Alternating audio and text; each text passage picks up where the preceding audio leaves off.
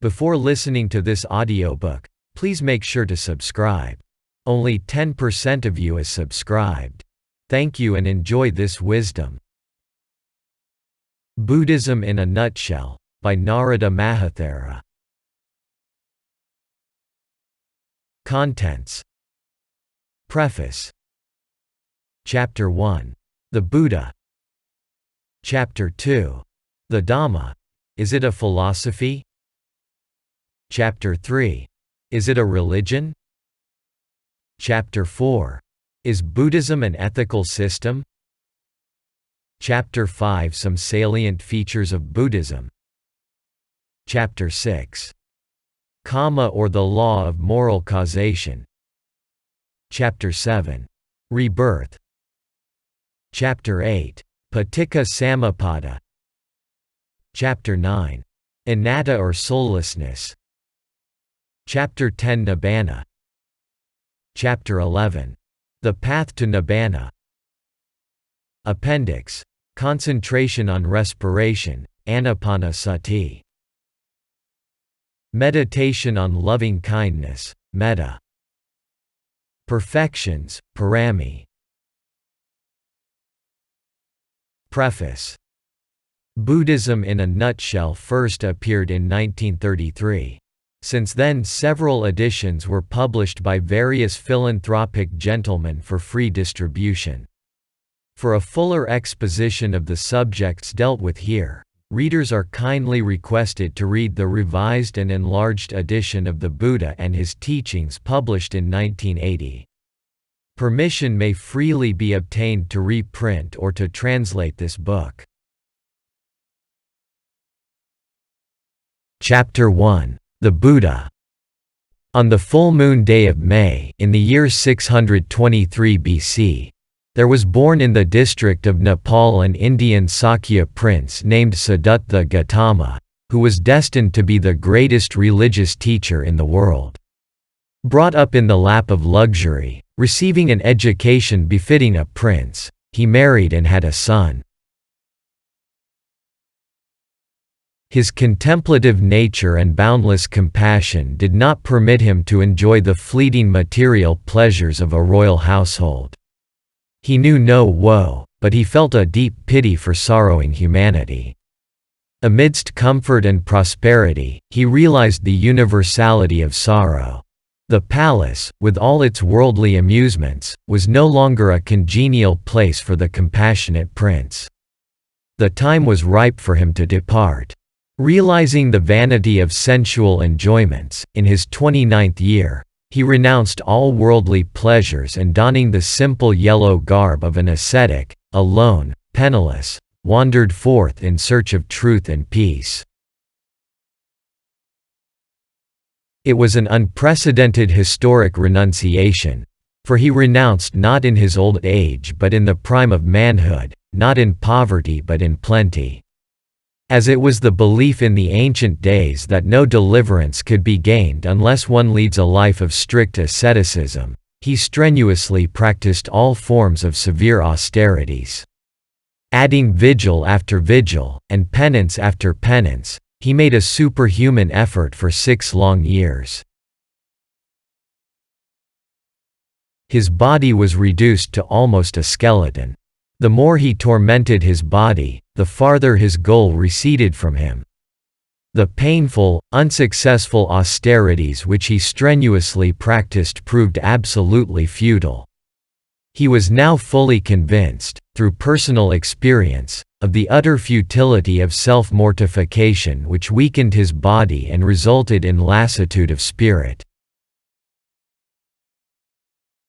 Benefiting by this invaluable experience of his, he finally decided to follow an independent course, avoiding the two extremes of self-indulgence and self-mortification.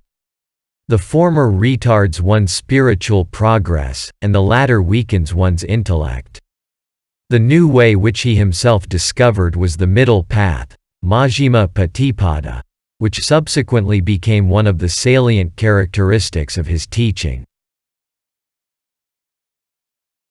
One happy morning, while he was deeply absorbed in meditation, unaided and unguided by any supernatural power and solely relying on his efforts and wisdom, he eradicated all defilements, purified himself, and, realizing things as they truly are, attained enlightenment, Buddhahood, at the age of 35. He was not born a Buddha, but he became a Buddha by his own striving. As the perfect embodiment of all the virtues he preached, endowed with deep wisdom commensurate with his boundless compassion, he devoted the remainder of his precious life to serve humanity both by example and precept, dominated by no personal motive whatever. After a very successful ministry of 45 long years, the Buddha, as every other human being, succumbed to the inexorable law of change, and finally passed away in his 80th year, exhorting his disciples to regard his doctrine as their teacher. The Buddha was a human being. As a man he was born, as a man he lived, and as a man his life came to an end. Though a human being, he became an extraordinary man, Akariya Manusa, but he never arrogated to himself divinity. The Buddha laid stress on this important point and left no room whatever for anyone to fall into the error of thinking that he was an immortal divine being. Fortunately, there is no deification in the case of the Buddha. It should, however, be remarked that there was no teacher, ever so godless as the Buddha, yet none so godlike. The Buddha is neither an incarnation of the Hindu god Vishnu, as is believed by some, nor is he a savior who freely saves others by his personal salvation. The Buddha exhorts his disciples to depend on themselves for their deliverance, for both purity and defilement depend on oneself. Clarifying his relationship with his followers and emphasizing the importance of self-reliance and individual striving, the Buddha plainly states, "You should exert yourselves, the Tathagatas are only teachers." The Buddhas point out the path, and it is left for us to follow that path to obtain our purification. To depend on others for salvation is negative, but to depend on oneself is positive. Dependence on others means a surrender of one's effort. In exhorting his disciples to be self-dependent, the Buddha says in the Parinibbana Sutta, "Be ye islands unto yourselves. Be ye a refuge unto yourselves. Seek not for refuge in others." These significant words are self-elevating. They reveal how vital is self-exertion to accomplish one's object and how superficial and futile it is to seek redemption through benignant saviors and to crave for illusory happiness in an afterlife through the propitiation of imaginary gods or by irresponsive prayers and meaningless sacrifices. Furthermore, the Buddha does not claim the monopoly of Buddhahood, which, as a matter of fact, is not the prerogative of any specially graced person. He reached the highest possible state of perfection any person could aspire to, and without the close fist of a teacher he revealed the only straight path that leads thereto. According to the teaching of the Buddha, anybody may aspire to that supreme state of perfection if he makes the necessary exertion. The Buddha does not condemn men by calling they wretched sinners, but, on the contrary, he gladdens them by saying that they are pure in heart at conception. In his opinion, the world is not wicked but is deluded by ignorance. Instead of disheartening his followers and reserving that exalted state only to himself, he encourages and induces them to emulate him, for Buddhahood is latent in all. In one sense, all are potential Buddhas. One who aspires to become a Buddha is called a bodhisattva, which, literally, means a wisdom being. This bodhisattva ideal is the most beautiful and the most refined course of life that has ever been presented to this egocentric world, for what is nobler than a life of service and purity? As a man he attained Buddhahood and proclaimed to the world the latent inconceivable possibilities and the creative power of man. Instead of placing an unseen almighty God over man who arbitrarily controls the destinies of mankind, and making him subservient to a supreme power, he raised the worth of mankind. It was he who taught that man can gain his deliverance and purification by his own exertion without depending on an external god or mediating priests. It was he who taught the ego-centric world the noble ideal of selfless service. It was he who revolted against the degrading caste system and taught equality of mankind and gave equal opportunities for all to distinguish themselves in every walk of life. He declared that the gates of success and prosperity were open to all in every condition of life, high or low, saint or criminal, who would care to turn a new leaf and aspire to perfection. Irrespective of caste, color or rank, he established for both deserving men and women a democratically constituted celibate order. He did not force his followers to be slaves either to his teachings or to himself, but granted complete freedom of thought. He comforted the bereaved by his consoling words. He ministered to the sick that were deserted. He helped the poor that were neglected. He ennobled the lives of the deluded, purified the corrupted lives of criminals. He encouraged the feeble, united the divided, enlightened the ignorant, clarified the mystic, guided the benighted, elevated the base, dignified the noble. Both rich and poor, saints and criminals loved him alike. Despotic and righteous kings, famous and obscure princes and nobles, generous and stingy millionaires, haughty and humble scholars, destitute paupers, downtrodden scavengers, wicked murderers, despised courtesans, all benefited by his words of wisdom and compassion. His noble example was a source of inspiration to all. His serene and peaceful countenance was a soothing sight to the pious eyes. His message of peace and tolerance was welcomed by all with indescribable joy and was of eternal benefit to everyone who had the fortune to hear and practice it. Wherever his teachings penetrated, it left an indelible impression upon the character of the respective peoples. The cultural advancement of all the Buddhist nations was mainly due to his sublime teachings. In fact, all Buddhist countries like Ceylon, Burma, Thailand, Cambodia, Vietnam, Laos, Nepal, Tibet, China, Mongolia, Korea, Japan, etc., grew up in the cradle of Buddhism. Though more than 2,500 years have elapsed since the passing away of this greatest teacher, yet his unique personality exerts a great influence on all who come to know him.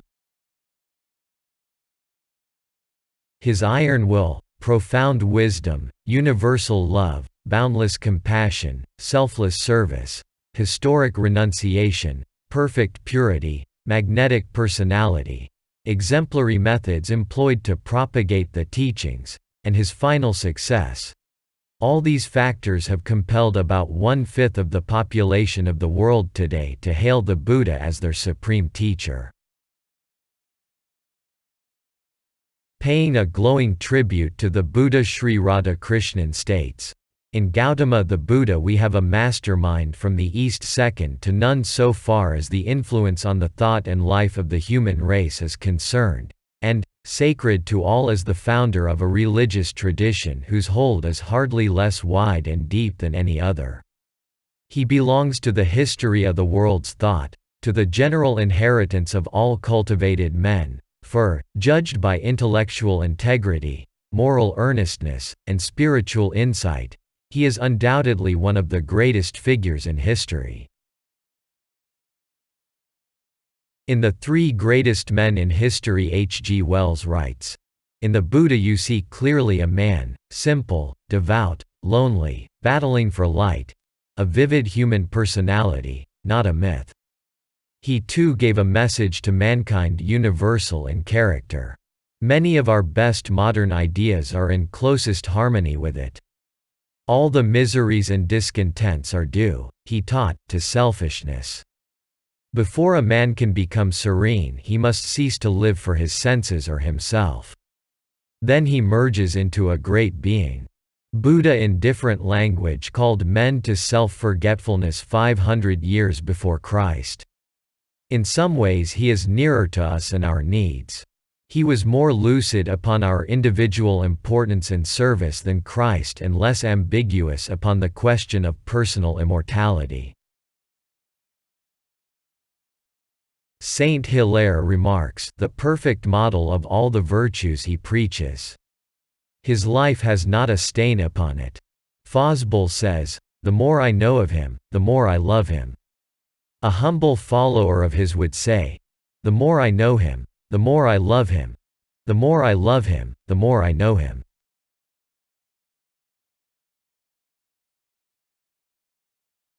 Chapter 2. The Dhamma. Is it a philosophy? The non-aggressive, moral and philosophical system expounded by the Buddha, which demands no blind faith from its adherents, expounds no dogmatic creeds, encourages no superstitious rites and ceremonies, but advocates a golden mean that guides a disciple through pure living and pure thinking to the gain of supreme wisdom and deliverance from all evil, is called the Dhamma and is popularly known as Buddhism. The all-merciful Buddha has passed away, but the sublime Dhamma which he unreservedly bequeathed to humanity, still exists in its pristine purity. Although the Master has left no written records of his teachings, his distinguished disciples preserved them by committing to memory and transmitting them orally from generation to generation. Immediately after his demise 500 chief arahats, versed in the Dhamma and Vinaya, held a convocation to rehearse the doctrine as was originally taught by the Buddha. Venerable Ananda Thera, who enjoyed the special privilege of hearing all the discourses, recited the Dhamma, while the Venerable Upali recited the Vinaya. The Tipitaka was compiled and arranged in its present form by those arahats of old. During the reign of the pious Sinhala king Vatagamani Abhaya, about 83 BC, the Tipitaka was, for the first time in the history of Buddhism, committed to writing on palm leaves, ola, in Ceylon. This voluminous Tipitaka, which contains the essence of the Buddha's teaching, is estimated to be about 11 times the size of the Bible. A striking contrast between the Tipitaka and the Bible is that the former is not a gradual development like the latter. As the word itself implies, the Tipitaka consists of 3 baskets. They are the basket of discipline, Vinaya Paticca, the basket of discourses, Sutta Paticca, and the basket of ultimate doctrine, Abhidhamma Paticca. The Vinaya Paticca, which is regarded as the sheet anchor to the oldest historic celibate order, the Sangha, mainly deals with rules and regulations which the Buddha promulgated, as occasion arose, for the future discipline of the order of monks, bhikkhus, and nuns, bhikkhunis.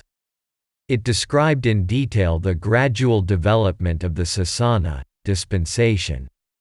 An account of the life and ministry of the Buddha is also given. Indirectly, it reveals some important and interesting information about ancient history, Indian customs, arts, science, etc. The Vinaya Paticca consists of the 5 following books. Vibhanga 1. Parayika Pali, Major Offences. 2. Pasitya Pali, Minor Offences. Khandaka. 3. Mahavagga Pali, greater section. 4. Kulavagga Pali, shorter section. 5. Parivara Pali, epitome of the Vinaya. The Sutta Paticca consists chiefly of discourses, delivered by the Buddha himself on various occasions. There are also a few discourses delivered by some of his distinguished disciples such as the Venerable Sariputta, Ananda, Moggallana, etc., included in it.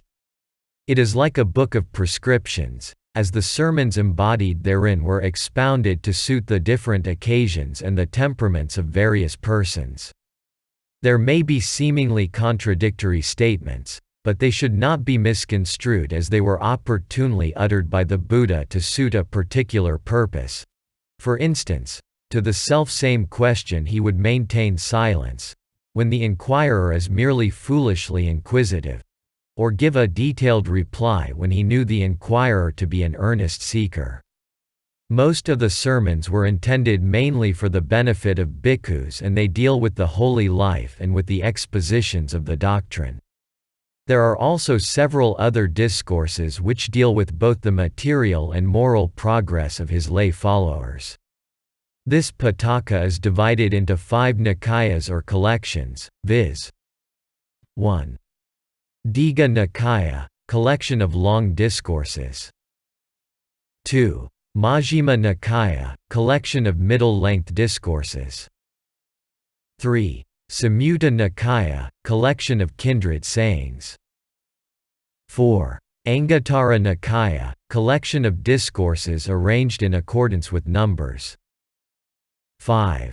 Khuddaka Nikaya, smaller collection. The fifth is subdivided into 15 books. 1.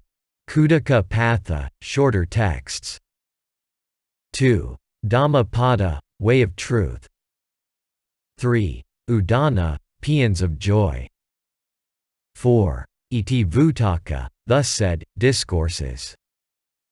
5. Sutta Nipata, collected discourses. 6. Vimana Vatu, stories of celestial mansions. 7. Pita Vatu, stories of Pitas. 8. Therigatha, psalms of the brethren. 9. Therigatha, psalms of the sisters. 10. Jataka, birth stories. 11. Nidesa, expositions. 12. Patisambhita Magga, analytical knowledge. 13. Apadana, lives of arahats. 14. Buddhavamsa, the history of the Buddha. 15. Karya Paticca, modes of conduct. The Abhidhamma Paticca is the most important and the most interesting of the 3, containing as it does the profound philosophy of the Buddha's teaching in contrast to the illuminating and simpler discourses in the Sutta Paticca. In the Sutta Paticca is found the conventional teaching, Vihara Dasana, while in the Abhidhamma Paticca is found the ultimate teaching, Paramattha Dasana. To the wise, Abhidhamma is an indispensable guide. To the spiritually evolved, an intellectual treat, and to research scholars, food for thought. Consciousness is defined. Thoughts are analyzed and classified chiefly from an ethical standpoint. Mental states are enumerated. The composition of each type of consciousness is set forth in detail. How thoughts arise is minutely described. Irrelevant problems that interest mankind but having no relation to one's purification, are deliberately set aside. Matter is summarily discussed. Fundamental units of matter, properties of matter, sources of matter, relationship between mind and matter, are explained.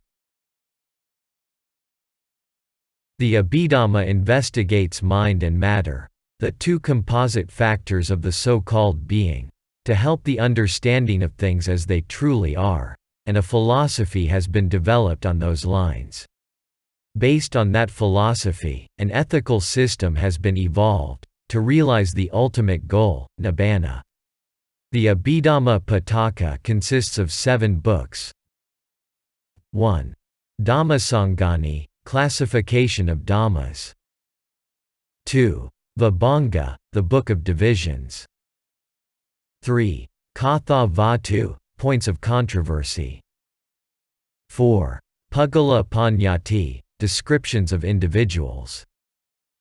5. Dhatu Katha, discussion with reference to elements. 6. Yamaka, the Book of Pairs. 7. Patana, the Book of Relations. In the Tipitaka one finds milk for the babe and meat for the strong, for the Buddha taught his doctrine both to the masses and to the intelligentsia. The sublime Dhamma enshrined in these sacred texts deals with truths and facts, and is not concerned with theories and philosophies which may be accepted as profound truths today only to be thrown overboard tomorrow. The Buddha has presented us with no new astounding philosophical theories, nor did he venture to create any new material science. He explained to us what is within and without so far as it concerns our emancipation, as ultimately expounded a path of deliverance, which is unique. Incidentally, he has, however, forestalled many a modern scientist and philosopher. Schopenhauer in his World as Will and Idea has presented the truth of suffering and its cause in a Western garb. Spinoza, though he denies not the existence of a permanent reality, asserts that all phenomenal existence is transitory.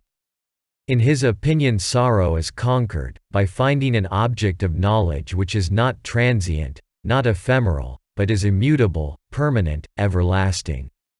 Berkeley proved that the so-called indivisible atom is a metaphysical fiction. Hume, after a relentless analysis of the mind, concluded that consciousness consists of fleeting mental states. Bergson advocates the doctrine of change. Professor James refers to a stream of consciousness. The Buddha expounded these doctrines of transiency, anicca, sorrow, dukkha, and no soul, anatta, some 2,500 years ago while he was sojourning in the valley of the Ganges. It should be understood that the Buddha did not preach all that he knew. On one occasion while the Buddha was passing through a forest, he took a handful of leaves and said, "O bhikkhus, what I have taught is comparable to the leaves in my hand. What I have not taught is comparable to the amount of leaves in the forest." He taught what he deemed was absolutely essential for one's purification, making no distinction between an esoteric and exoteric doctrine. He was characteristically silent on questions irrelevant to his noble mission. Buddhism no doubt accords with science, but both should be treated as parallel teachings, since one deals mainly with material truths while the other confines itself to moral and spiritual truths. The subject matter of each is different. The Dhamma he taught is not merely to be preserved in books, nor is it a subject to be studied from an historical or literary standpoint. On the contrary, it is to be learnt and put into practice in the course of one's daily life, for without practice one cannot appreciate the truth. The Dhamma is to be studied, and more to be practiced, and above all to be realized. Immediate realization is its ultimate goal. As such, the Dhamma is compared to a raft which is meant for the sole purpose of escaping from the ocean of birth and death, samsara. Buddhism, therefore, cannot strictly be called a mere philosophy because it is not merely the love of inducing the search after wisdom. Buddhism may approximate a philosophy, but it is very much more comprehensive. Philosophy deals mainly with knowledge and is not concerned with practice, whereas Buddhism lays special emphasis on practice and realization.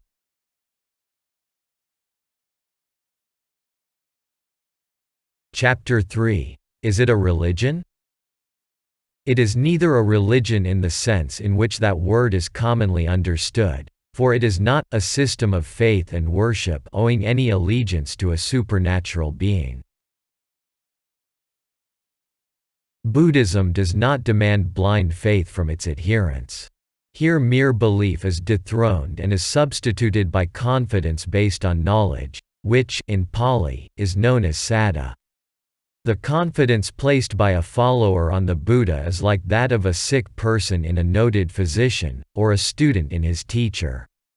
A Buddhist seeks refuge in the Buddha because it was he who discovered the path of deliverance. A Buddhist does not seek refuge in the Buddha with the hope that he will be saved by his personal purification. The Buddha gives no such guarantee.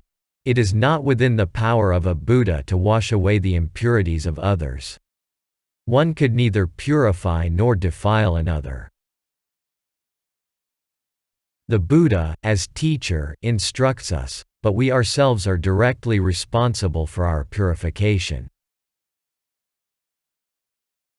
Although a Buddhist seeks refuge in the Buddha, he does not make any self-surrender. Nor does a Buddhist sacrifice his freedom of thought by becoming a follower of the Buddha.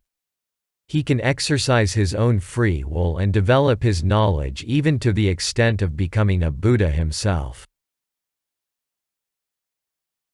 The starting point of Buddhism is reasoning or understanding, or, in other words, samadhi. To the seekers of truth the Buddha says, "Do not accept anything on mere hearsay, i.e., thinking that thus have we heard it from a long time. Do not accept anything by mere tradition, i.e., thinking that it has thus been handed down through many generations. Do not accept anything on account of mere rumors, i.e., by believing what others say without any investigation. Do not accept anything just because it accords with your scriptures. Do not accept anything by mere suppositions. Do not accept anything by mere inference. Do not accept anything by merely considering the reasons. Do not accept anything merely because it agrees with your preconceived notions. Do not accept anything merely because it seems acceptable, i.e., thinking that as the speaker seems to be a good person his words should be accepted. Do not accept anything thinking that the ascetic is respected by us, therefore it is right to accept his word. But when you know for yourselves, these things are immoral, these things are blameworthy, these things are censured by the wise, these things, when performed and undertaken conduce to ruin and sorrow, then indeed do you reject them. When you know for yourselves, these things are moral, these things are blameless, these things are praised by the wise, these things, when performed and undertaken, conduce to well-being and happiness, then do you live acting accordingly. These inspiring words of the Buddha still retain their original force and freshness. Though there is no blind faith, one might argue whether there is no worshipping of images etc. in Buddhism. Buddhists do not worship an image expecting worldly or spiritual favors, but pay their reverence to what it represents. An understanding Buddhist, in offering flowers and incense to an image, designedly makes himself feel that he is in the presence of the living Buddha and thereby gains inspiration from his noble personality and breathes deep his boundless compassion. He tries to follow his noble example. The bo tree is also a symbol of enlightenment. These external objects of reverence are not absolutely necessary, but they are useful as they tend to concentrate one's attention. An intellectual person could dispense with them as he could easily focus his attention and visualize the Buddha. For our own good, and out of gratitude, we pay such external respect, but what the Buddha expects from his disciple is not so much obeisance as the actual observance of his teachings. The Buddha says, "He honors me best who practices my teaching best. He who sees the Dhamma sees me." With regard to images, however, Count Caveserling remarks, "I see nothing more grand in this world than the image of the Buddha. It is an absolutely perfect embodiment of spirituality in the visible domain." Furthermore, it must be mentioned that there are not petitional or intercessory prayers in Buddhism. However much we may pray to the Buddha, we cannot be saved. The Buddha does not grant favors to those who pray to him. Instead of petitional prayers, there is meditation that leads to self-control, purification and enlightenment. Meditation is neither a silent reverie nor keeping the mind blank. It is an active striving. It serves as a tonic both to the heart and the mind. The Buddha not only speaks of the futility of offering prayers but also disparages a slave mentality. A Buddhist should not pray to be saved, but should rely on himself and win his freedom. Prayers take the character of private communications, selfish bargaining with God. It seeks for objects of earthly ambitions and inflames the sense of self. Meditation, on the other hand, is self-change.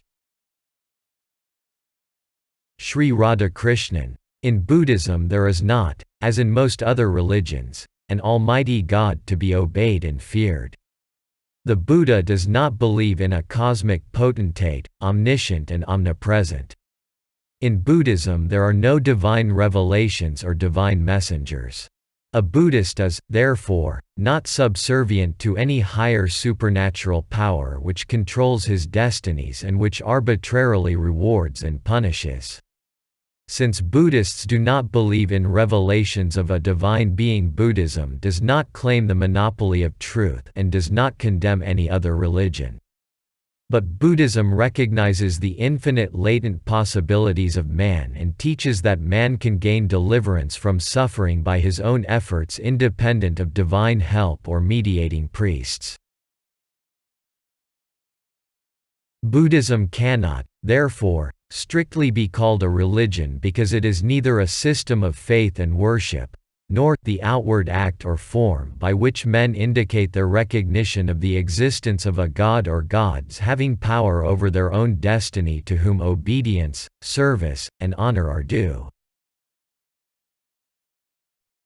If, by religion, is meant, a teaching which takes a view of life that is more than superficial, a teaching which looks into life and not merely at it, a teaching which furnishes men with a guide to conduct that is in accord with this its in-look, a teaching which enables those who give it heed to face life with fortitude and death with serenity, or a system to get rid of the ills of life, then it is certainly a religion of religions.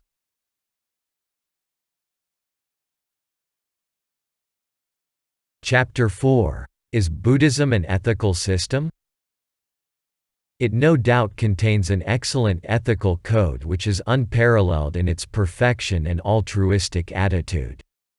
It deals with one way of life for the monks and another for the laity. But Buddhism is much more than an ordinary moral teaching. Morality is only the preliminary stage on the path of purity, and is a means to an end, but not an end in itself. Conduct, though essential, is itself insufficient to gain one's emancipation. It should be coupled with wisdom or knowledge, panya. The base of Buddhism is morality, and wisdom is its apex. In observing the principles of morality, a Buddhist should not only regard his own self but also should have a consideration for others, animals not excluded. Morality in Buddhism is not founded on any doubtful revelation, nor is it the ingenious invention of an exceptional mind, but it is a rational and practical code based on verifiable facts and individual experience. It should be mentioned that any external supernatural agency plays no part whatever in the molding of the character of a Buddhist. In Buddhism there is no one to reward or punish. Pain or happiness are the inevitable results of one's actions. The question of incurring the pleasure or displeasure of a god does not enter the mind of a Buddhist. Neither hope of reward nor fear of punishment acts as an incentive to him to do good or to refrain from evil. A Buddhist is aware of future consequences, but he refrains from evil because it retards, does good because it aids progress to enlightenment, bodhi. There are also some who do good because it is good, refrain from evil because it is bad.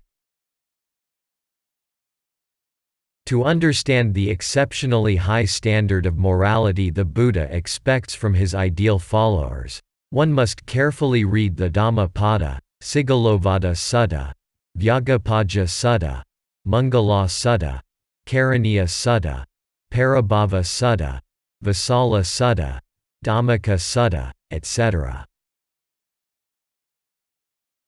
As a moral teaching it excels all other ethical systems, but morality is only the beginning and not the end of Buddhism. In one sense Buddhism is not a philosophy, in another sense it is the philosophy of philosophies. In one sense Buddhism is not a religion, in another sense it is the religion of religions. Buddhism is neither a metaphysical path nor a ritualistic path. It is neither skeptical nor dogmatic. It is neither self-mortification nor self-indulgence. It is neither pessimism nor optimism. It is neither eternalism nor nihilism. It is neither absolutely this worldly nor otherworldly. It is a unique path of enlightenment. The original Pali term for Buddhism is Dhamma, which, literally, means that which upholds. There is no English equivalent that exactly conveys the meaning of the Pali term. The Dhamma is that which really is. It is the doctrine of reality. It is a means of deliverance from suffering and deliverance itself. Whether the Buddhas arise or not the Dhamma exists. It lies hidden from the ignorant eyes of men, till a Buddha, an enlightened one, realizes and compassionately reveals it to the world. This Dhamma is not something apart from oneself, but is closely associated with oneself. As such the Buddha exhorts, abide with oneself as an island, with oneself as a refuge. Abide with the Dhamma as an island, with the Dhamma as a refuge. Seek no external refuge. Parinibbana Sutta.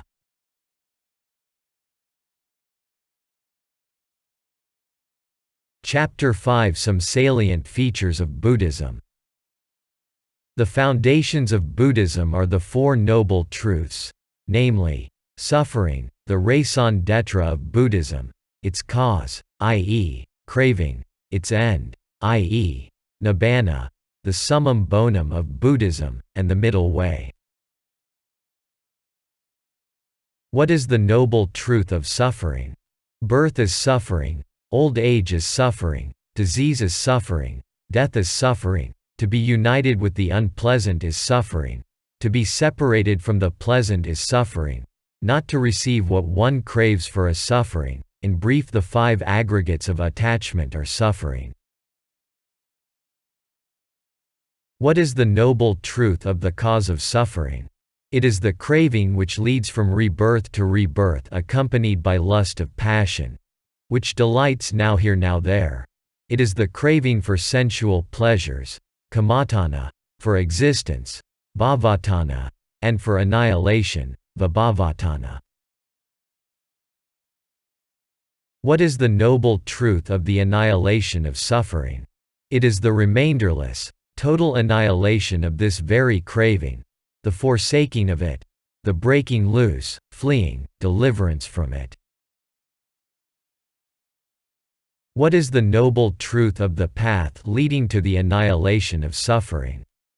It is the noble eightfold path which consists of right understanding, right thoughts, right speech, right action, right livelihood, right endeavor, right mindfulness, and right concentration. Whether the Buddhas arise or not, these four truths exist in the universe. The Buddhas only reveal these truths which lay hidden in the dark abyss of time. Scientifically interpreted, the Dhamma may be called the law of cause and effect. These two embrace the entire body of the Buddha's teachings. The first three represent the philosophy of Buddhism. The fourth represents the ethics of Buddhism, based on that philosophy. All these four truths are dependent on this body itself. The Buddha states, "In this very 1 fathom long body, along with perceptions and thoughts, do I proclaim the world, the origin of the world, the end of the world, and the path leading to the end of the world." Here the term world is applied to suffering. Buddhism rests on the pivot of sorrow. But it does not thereby follow that Buddhism is pessimistic. It is neither totally pessimistic nor totally optimistic, but, on the contrary, it teaches a truth that lies midway between them. One would be justified in calling the Buddha a pessimist if he had only enunciated the truth of suffering without suggesting a means to put an end to it. The Buddha perceived the universality of sorrow and did prescribe a panacea for this universal sickness of humanity. The highest conceivable happiness, according to the Buddha, is Nibbana, which is the total extinction of suffering.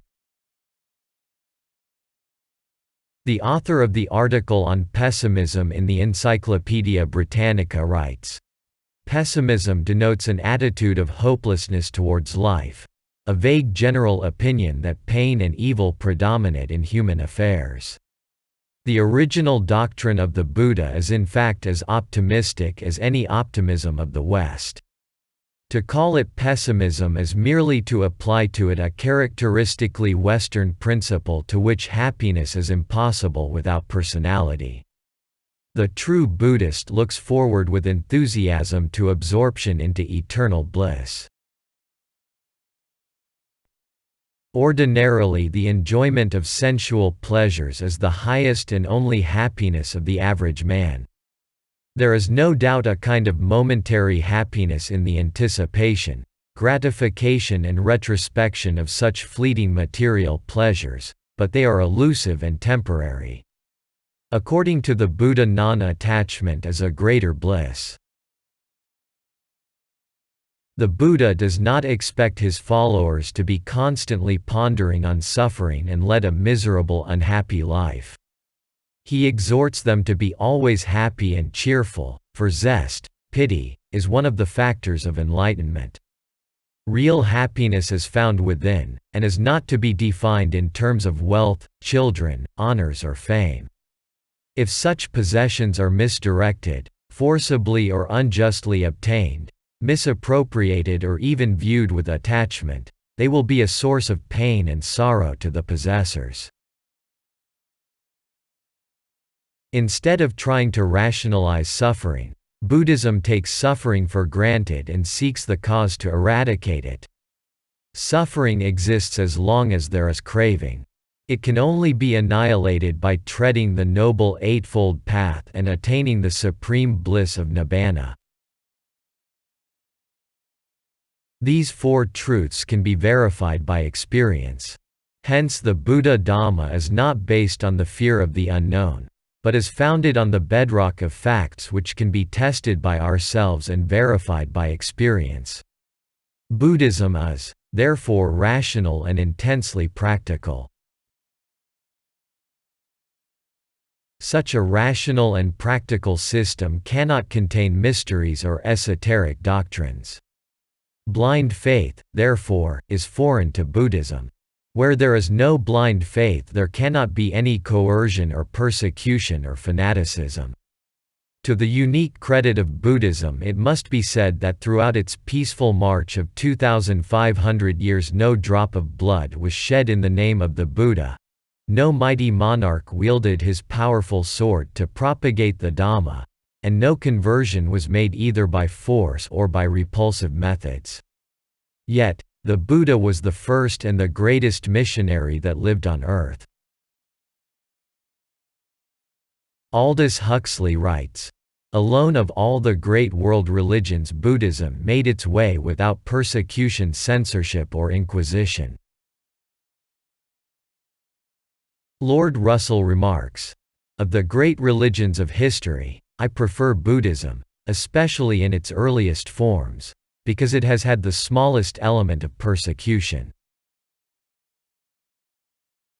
In the name of Buddhism no altar was reddened with the blood of a Hypatia, no Bruno was burnt alive.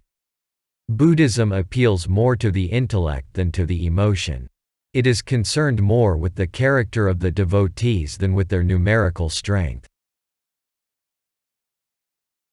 On one occasion Upali, a follower of Nagantha Nataputta, approached the Buddha and was so pleased with the Buddha's exposition of the Dhamma that he instantly expressed his desire to become a follower of the Buddha.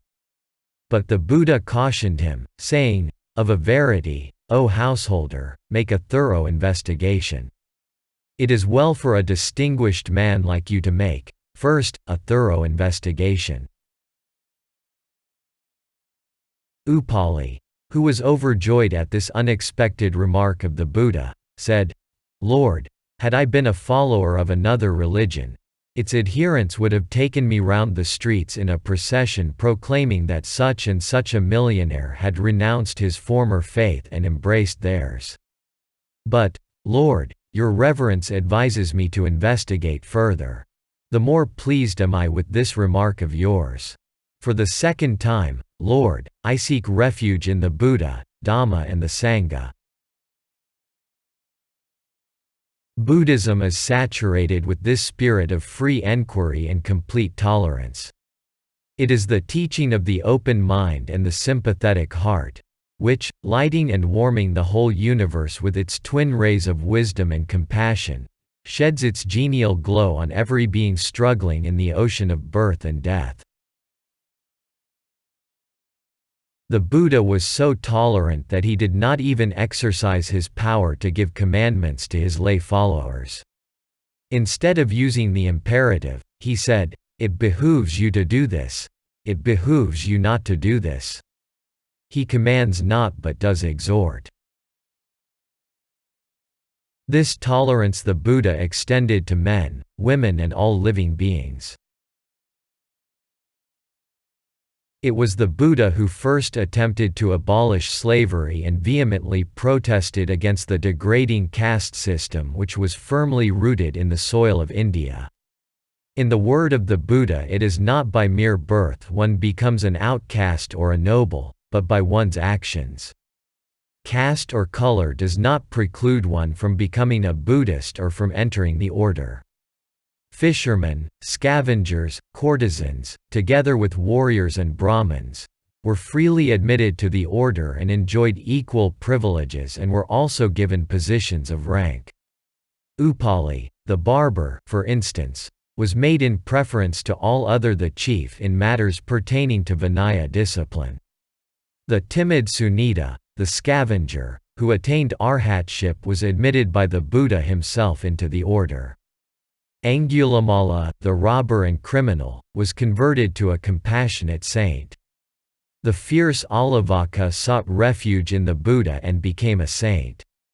The courtesan Ambapali entered the order and attained arhatship.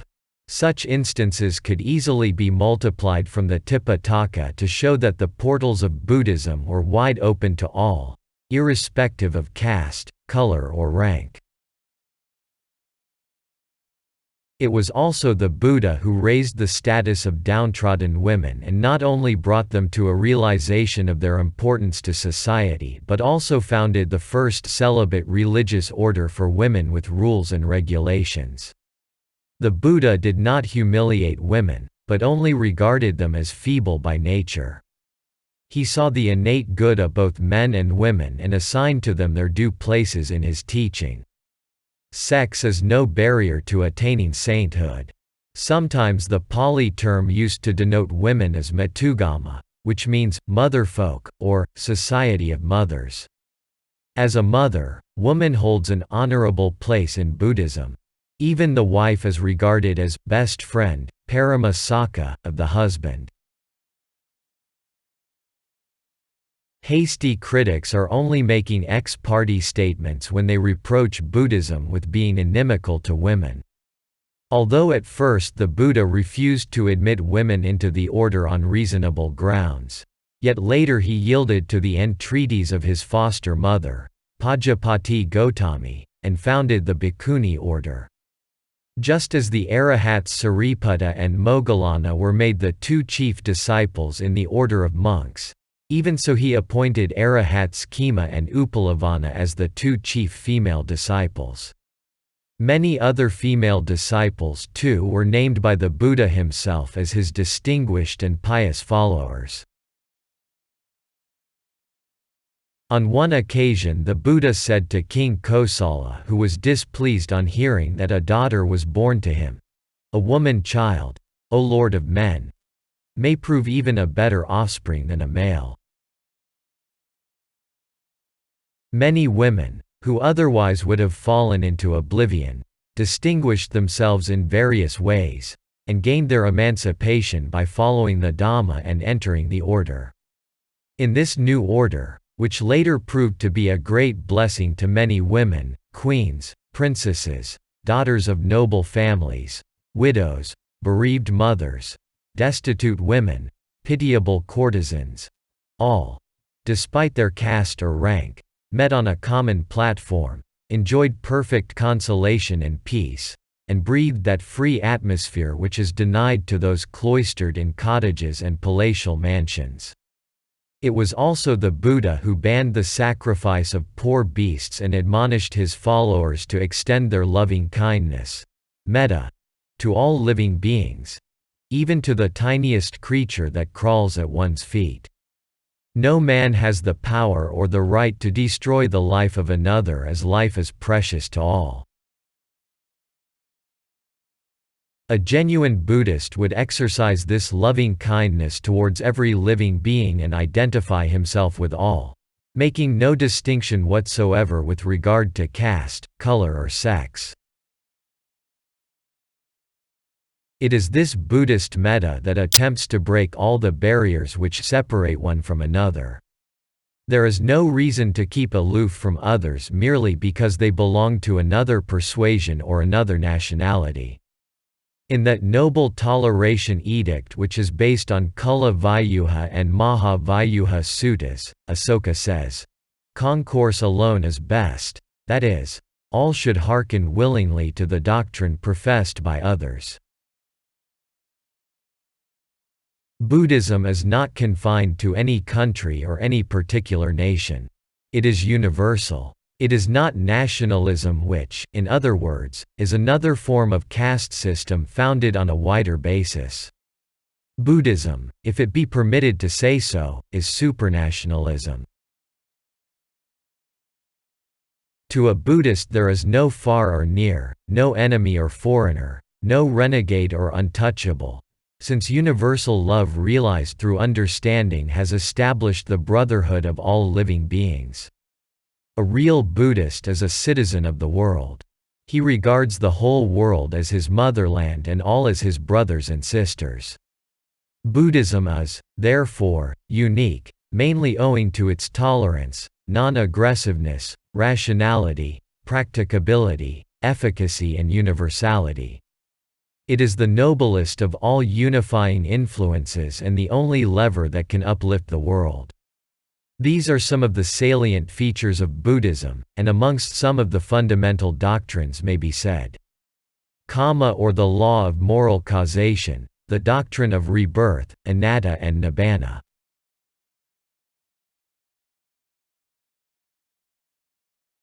Chapter 6. Kamma, or the law of moral causation. We are faced with a totally ill-balanced world. We perceive the inequalities and manifold destinies of men and the numerous grades of beings that exist in the universe. We see one born into a condition of affluence, endowed with fine mental, moral and physical qualities, and another into a condition of abject poverty and wretchedness. Here is a man virtuous and holy, but, contrary to his expectation, ill luck is ever ready to greet him. The wicked world runs counter to his ambitions and desires. He is poor and miserable in spite of his honest dealings and piety. There is another vicious and foolish, but accounted to be fortune's darling. He is rewarded with all forms of favors, despite his shortcomings and evil modes of life. Why, it may be questioned, should one be an inferior and another a superior? Why should one be wrested from the hands of a fond mother when he has scarcely seen a few summers, and another should perish in the flower or manhood, or at the ripe age of 80 or 100? Why should one be sick and infirm, and another strong and healthy? Why should one be handsome, and another ugly and hideous, repulsive to all? Why should one be brought up in the lap of luxury, and another in absolute poverty, steeped in misery? Why should one be born a millionaire and another a pauper? Why should one be born with saintly characteristics, and another with criminal tendencies? Why should some be linguists, artists, mathematicians or musicians from the very cradle? Why should some be congenitally blind, deaf and deformed? Why should some be blessed and others cursed from their birth? These are some problems that perplex the minds of all thinking men. How are we to account for all this unevenness of the world, this inequality of mankind? Is it due to the work of blind chance or accident? There is nothing in this world that happens by blind chance or accident. To say that anything happens by chance is no more true than that this book has come here of itself. Strictly speaking, nothing happens to man that he does not deserve for some reason or another. Could this be the fiat of an irresponsible creator? Huxley writes, "If we are to assume that anybody has designedly set this wonderful universe going, it is perfectly clear to me that he is no more entirely benevolent and just in any intelligible sense of the words, than that he is malevolent and unjust." According to Einstein, if this being, God, is omnipotent, then every occurrence, including every human action, every human thought, and every human feeling and aspiration is also his work. How is it possible to think of holding men responsible for their deeds and thoughts before such an almighty being? In giving out punishments and rewards, he would to a certain extent be passing judgment on himself. How can this be combined with the goodness and righteousness ascribed to him? According to the theological principles, man is created arbitrarily and without his desire, and at the moment of his creation is either blessed or damned eternally. Hence man is either good or evil, fortunate or unfortunate, noble or depraved, from the first step in the process of his physical creation to the moment of his last breath, regardless of his individual desires, hopes, ambitions, struggles or devoted prayers. Such is theological fatalism. Spencer Lewis. As Charles Bradlaugh says, the existence of evil is a terrible stumbling block to the theist. Pain, misery, crime, poverty confront the advocate of eternal goodness and challenge with unanswerable potency his declaration of deity as all good, all wise, and all powerful. In the words of Schopenhauer, whoever regards himself as having become out of nothing must also think that he will again become nothing. For an eternity has passed before he was, and then a second eternity had begun, through which he will never cease to be, is a monstrous thought. If birth is the absolute beginning, then death must be his absolute end. And the assumption that man is made out of nothing leads necessarily to the assumption that death is his absolute end. Commenting on human sufferings and God, Professor J. B. S. Haldane writes, either suffering is needed to perfect human character, or God is not almighty. The former theory is disproved by the fact that some people who have suffered very little but have been fortunate in their ancestry and education have very fine characters. The objection to the second is that it is only in connection with the universe as a whole that there is any intellectual gap to be filled by the postulation of a deity. And a creator could presumably create whatever he or it wanted. Lord Russell states, "The world, we are told, was created by a God who is both good and omnipotent. Before he created the world he foresaw all the pain and misery that it would contain. He is therefore responsible for all of it. It is useless to argue that the pain in the world is due to sin. If God knew in advance the sins of which man would be guilty, he was clearly responsible for all the consequences of those sins when he decided to create man. What? I should call on that infinite love that has served us so well? Infinite cruelty, rather, that made everlasting hell, made us, foreknew us, foredoomed us, and does what he will with his own. Better our dead brute mother who never has heard us groan. Surely, the doctrine that all men are sinners and have the essential sin of Adam is a challenge to justice, mercy, love and omnipotent fairness. Some writers of old authoritatively declared that God created man in his own image. Some modern thinkers state, on the contrary, that man created God in his own image. With the growth of civilization, man's concept of God also became more and more refined. It is, however, impossible to conceive of such a being either in or outside the universe. Could this variation be due to heredity and environment?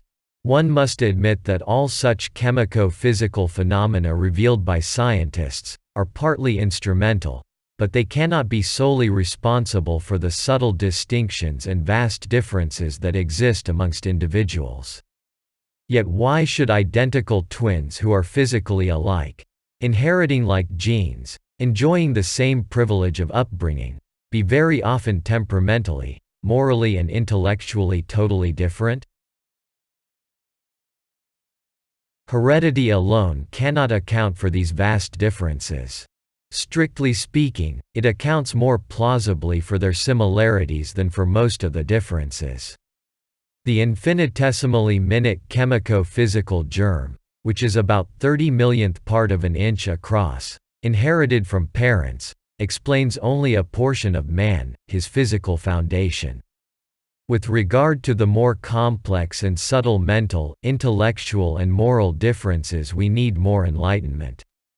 The theory of heredity cannot give a satisfactory explanation for the birth of a criminal in a long line of honorable ancestors, the birth of a saint or a noble man in a family of evil repute, for the arising of infant prodigies, men of genius and great religious teachers. According to Buddhism, this variation is due not only to heredity, environment, nature and nurture, but also to our own kamma, or in other words, to the result of our own inherited past actions and our present deeds. We ourselves are responsible for our own deeds, happiness and misery. We build our own hells. We create our own heavens. We are the architects of our own fate. In short, we ourselves are our own kamma. On one occasion, a certain young man named Subha approached the Buddha, and questioned why and wherefore it was that among human beings there are the low and high states. For, said he, we find amongst mankind those of brief life and those of long life, the hale and the ailing, the good-looking and the ill-looking, the powerful and the powerless, the poor and the rich, the low-born and the high-born, the ignorant and the intelligent.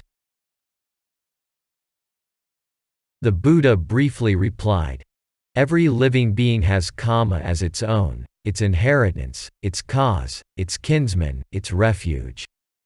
Kamma is that which differentiates all living beings into low and high states. He then explained the cause of such differences in accordance with the law of moral causation. Thus, from a Buddhist standpoint, our present mental, intellectual, moral and temperamental differences are mainly due to our own actions and tendencies, both past the present. Kamma, literally, means action, but, in its ultimate sense, it means the meritorious and demeritorious volition, kusala akusala satana. Kamma constitutes both good and evil. Good gets good. Evil gets evil. Like attracts like. This is the law of Kamma. As some Westerners prefer to say, Kamma is action influence. We reap what we have sown. What we sow we reap somewhere or somewhen. In one sense we are the result of what we were. We will be the result of what we are. In another sense, we are not totally the result of what we were and we will not absolutely be the result of what we are. For instance, a criminal today may be a saint tomorrow.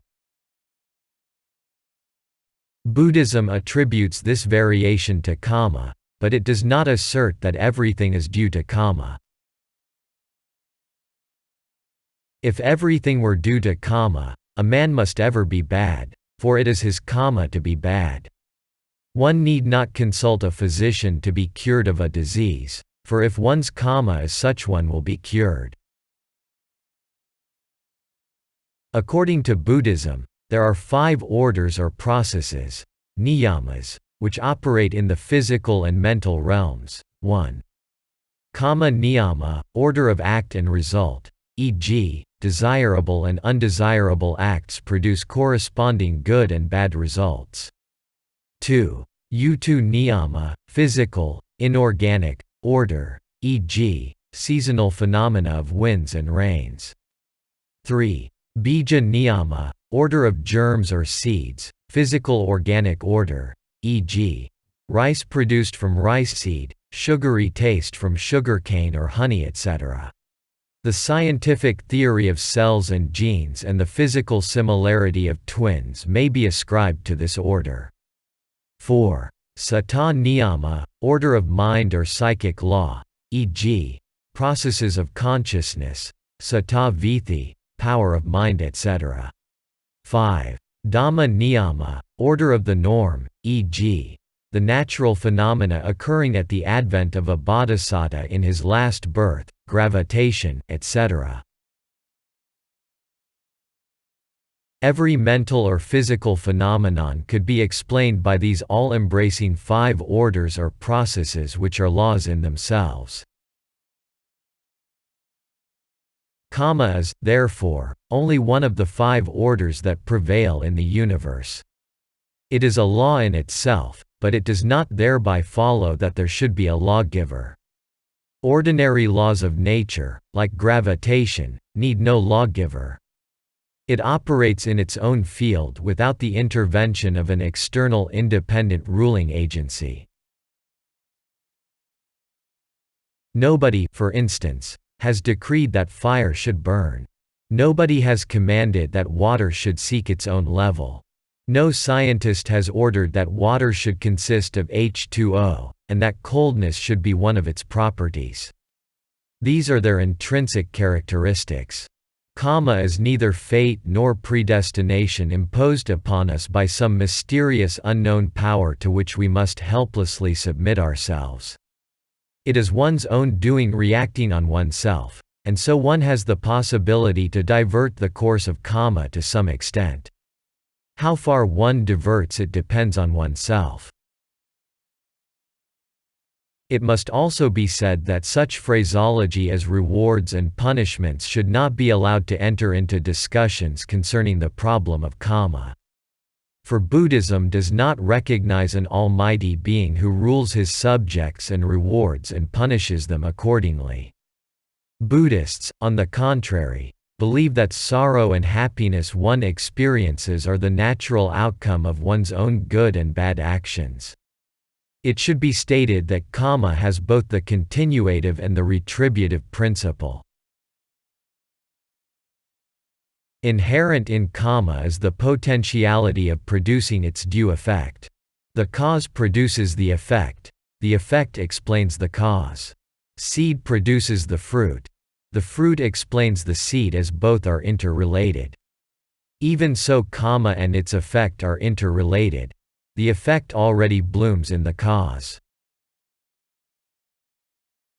A Buddhist who is fully convinced of the doctrine of Kamma does not pray to another to be saved, but confidently relies on himself for his purification because it teaches individual responsibility.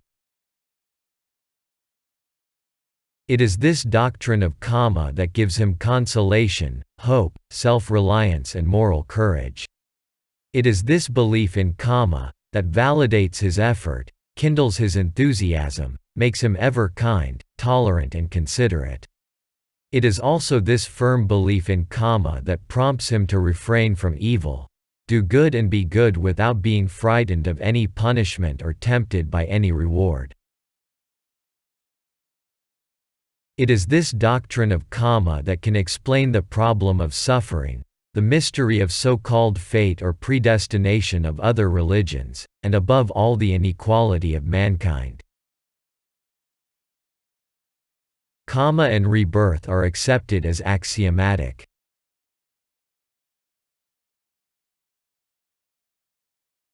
Chapter 7. Rebirth. As long as this kammic force exists, there is rebirth, for beings are merely the visible manifestation of this invisible kammic force. Death is nothing but the temporary end of this temporary phenomenon. It is not the complete annihilation of this so-called being. The organic life has ceased, but the kammic force which hitherto actuated it has not been destroyed. As the kammic force remains entirely undisturbed by the disintegration of the fleeting body, the passing away of the present dying thought moment only conditions a fresh consciousness in another birth. It is Kamma, rooted in ignorance and craving, that conditions rebirth. Past Kamma conditions the present birth, and present Kamma, in combination with past Kamma, conditions the future. The present is the offspring of the past, and becomes, in turn, the parent of the future. If we postulate a past, present, and a future life, then we are at once faced with the alleged mysterious problem. What is the ultimate origin of life? Either there must be a beginning or there cannot be a beginning for life. One school, in attempting to solve the problem, postulates a first cause, God, viewed as a force or as an almighty being. Another school denies a first cause, for, in common experience, the cause ever becomes the effect and the effect becomes the cause. In a circle of cause and effect, a first cause is inconceivable. According to the former, life has had a beginning. According to the latter, it is beginningless.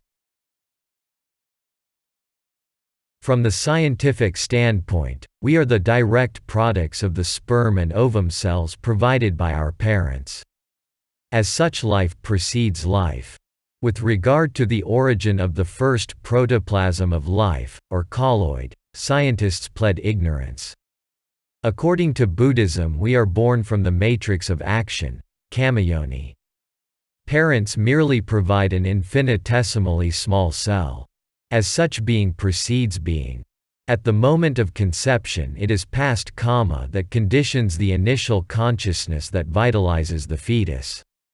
It is this invisible kammic energy, generated from the past birth, that produces mental phenomena and the phenomenon of life in an already extant physical phenomenon, to complete the trio that constitutes man. For a being to be born here, a being must die somewhere. The birth of a being, which strictly means the arising of the five aggregates or psychophysical phenomena in this present life, corresponds to the death of a being in a past life. Just as, in conventional terms, the rising of the sun in one place means the setting of the sun in another place. This enigmatic statement may be better understood by imagining life as a wave and not as a straight line. Birth and death are only two phases of the same process. Birth precedes death, and death, on the other hand, precedes birth. The constant succession of birth and death in connection with each individual life flux constitutes what is technically known as samsara, recurrent wandering. What is the ultimate origin of life? The Buddha declares, "Without cognizable end is this samsara. A first beginning of beings, who, obstructed by ignorance and fettered by craving, wander and fare on, is not to be perceived." This life stream flows ad infinitum, as long as it is fed by the muddy waters of ignorance and craving. When these two are completely cut off, then only, if one so wishes, does the stream cease to flow. Rebirth ends as in the case of the Buddhas and Arahats. An ultimate beginning of this life stream cannot be determined, as a stage cannot be perceived when this life force was not fraught with ignorance and craving. The Buddha has here referred merely to the beginning of the life stream of living beings. It is left to scientists to speculate on the origin and the evolution of the universe. The Buddha does not attempt to solve all the ethical and philosophical problems that perplex mankind. Nor does he deal with theories and speculations that tend neither to edification nor to enlightenment. Nor does he demand blind faith from his adherents. He is chiefly concerned with the problem of suffering and its destruction.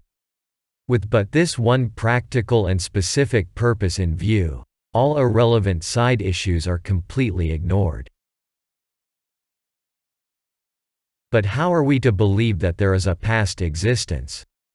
The most valuable evidence Buddhists cite in favor of rebirth is the Buddha, for he developed a knowledge which enabled him to read past and future lives.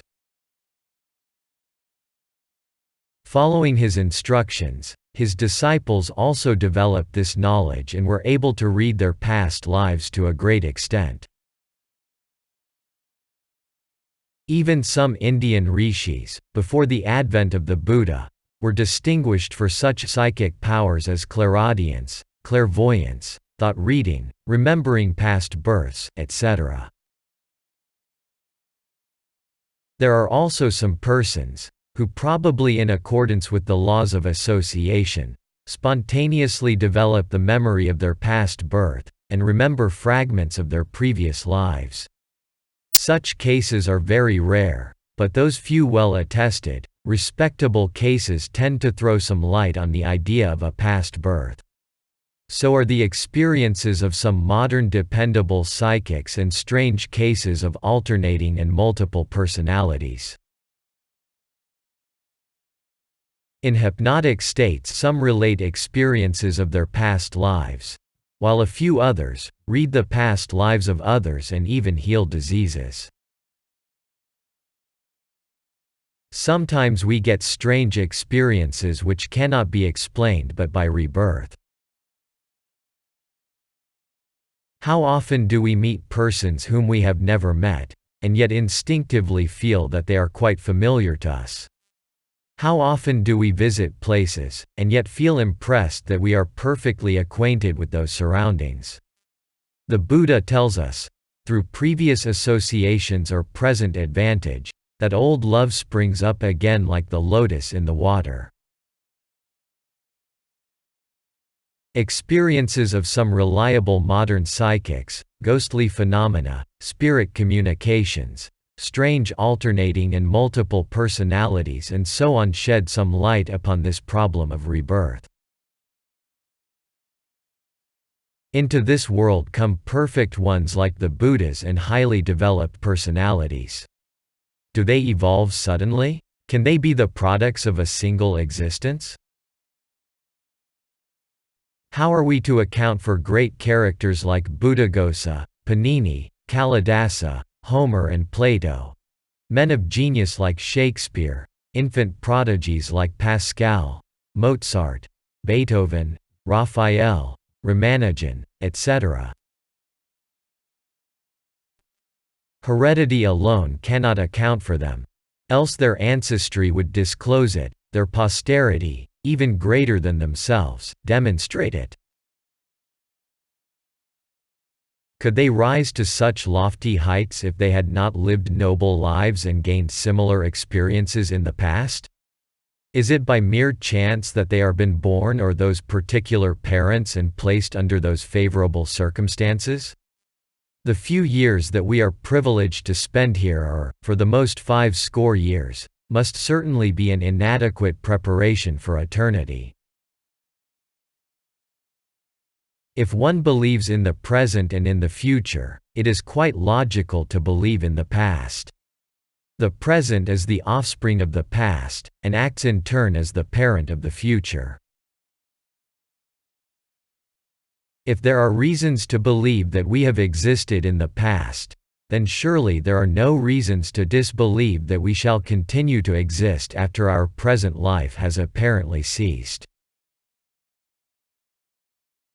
It is indeed a strong argument in favor of past and future lives that, in this world, virtuous persons are very often unfortunate and vicious persons prosperous. A Western writer says, "Whether we believe in a past existence or not, it forms the only reasonable hypothesis which bridges certain gaps in human knowledge concerning certain facts of everyday life.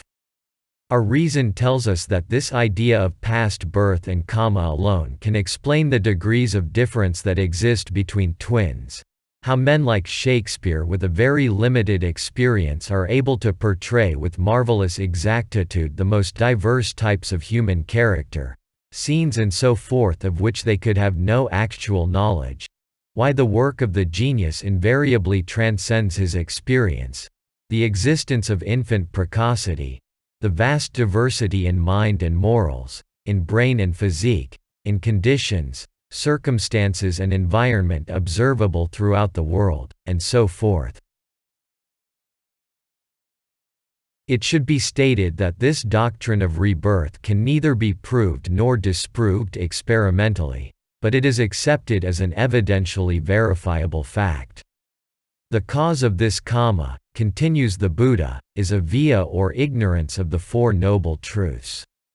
Ignorance is, therefore, the cause of birth and death, and its transmutation into knowingness or vidya is consequently their cessation. The result of this analytical method is summed up in the Paticca Samuppada.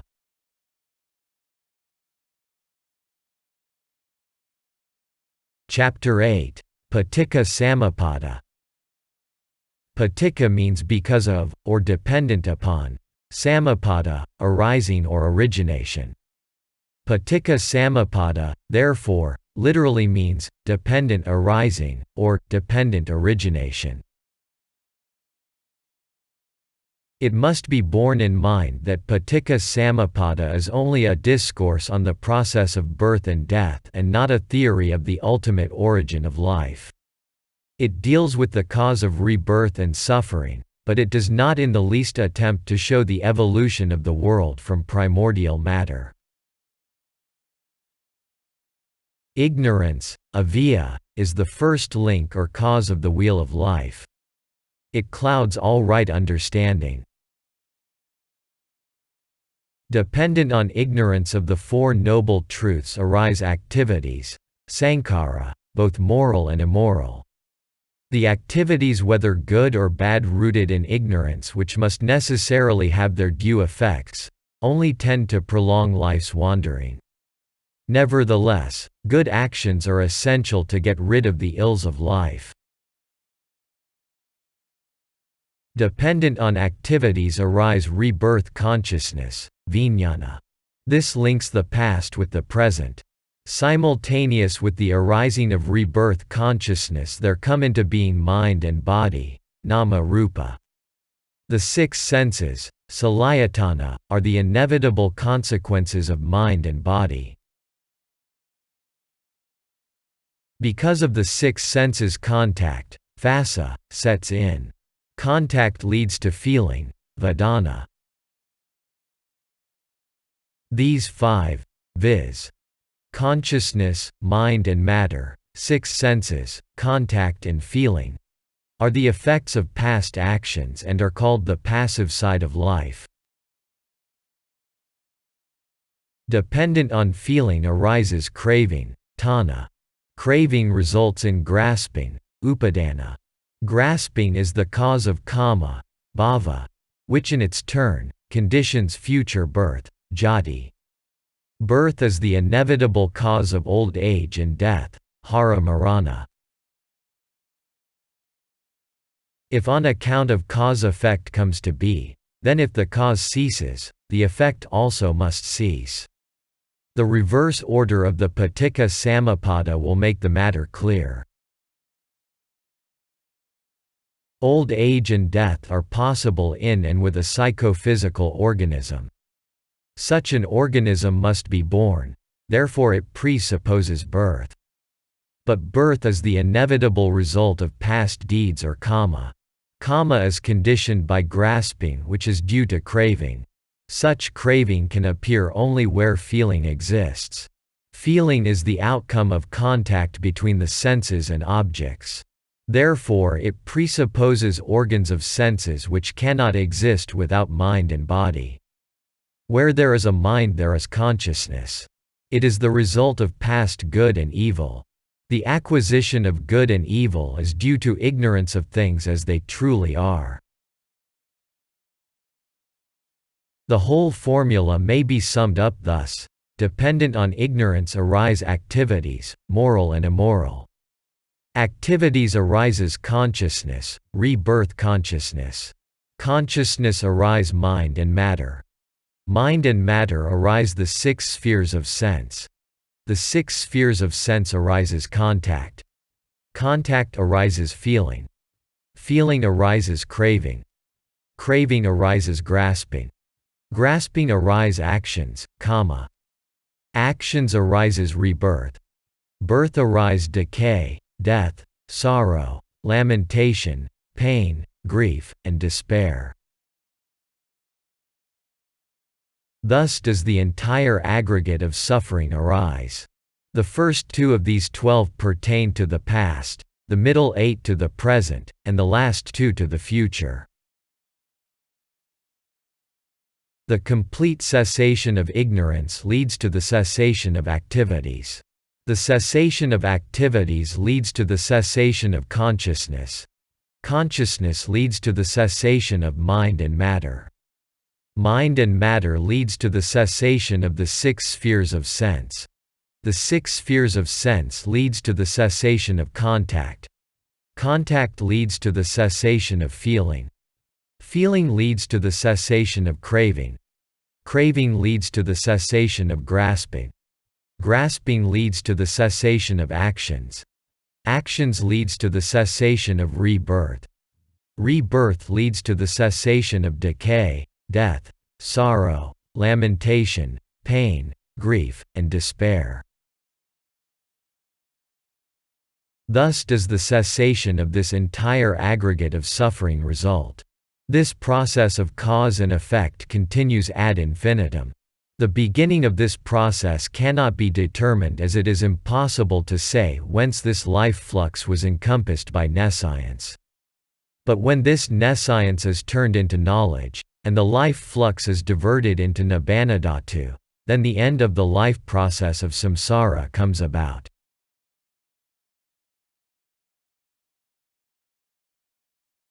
Chapter 9. Anatta or Soullessness.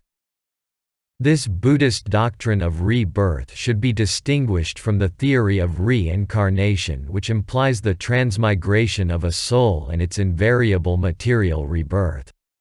Buddhism denies the existence of an unchanging or eternal soul created by a god or emanating from a divine essence, Paramatma. If the immortal soul, which is supposed to be the essence of man, is eternal, there cannot be either a rise or a fall. Besides, one cannot understand why different souls are so variously constituted at the outset. To prove the existence of endless felicity in an eternal heaven and unending torments in an eternal hell, an immortal soul is absolutely necessary. Otherwise, what is it that is punished in hell or rewarded in heaven? It should be said, writes Bertrand Russell, that the old distinction between soul and body has evaporated quite as much because matter has lost its solidity as mind has lost its spirituality. Psychology is just beginning to be scientific. In the present state of psychology, belief in immortality can at any rate claim no support from science. Buddhists do agree with Russell when he says, "There is obviously some reason in which I am the same person as I was yesterday, and, to take an even more obvious example, if I simultaneously see a man and hear him speaking, there is some sense in which the I that sees is the same as the I that hears." Till recently, scientists believed in an indivisible and indestructible atom. For sufficient reasons, physicists have reduced this atom to a series of events. For equally good reason, psychologists find that mind has not the identity of a single continuing thing but is a series of occurrences bound together by certain intimate relations. The question of immortality, therefore, has become the question whether these intimate relations exist between occurrences connected with a living body and other occurrences which take place after that body is dead. As C.E.M. Joad says in The Meaning of Life, matter has since disintegrated under our very eyes. It is no longer solid, it is no longer enduring, it is no longer determined by compulsive causal laws. And more important than all, it is no longer known. The so-called atoms, it seems, are both divisible and destructible. The electrons and protons that compose atoms can meet and annihilate one another, while their persistence, such as it is rather that of a wave lacking fixed boundaries, and in process of continual change both as regards shape and position than that of a thing. Bishop Berkeley, who showed that this so-called atom is a metaphysical fiction, held that there exists a spiritual substance called the soul. Hume, for instance, looked into consciousness and perceived that there was nothing except fleeting mental states and concluded that the supposed permanent ego is non-existent.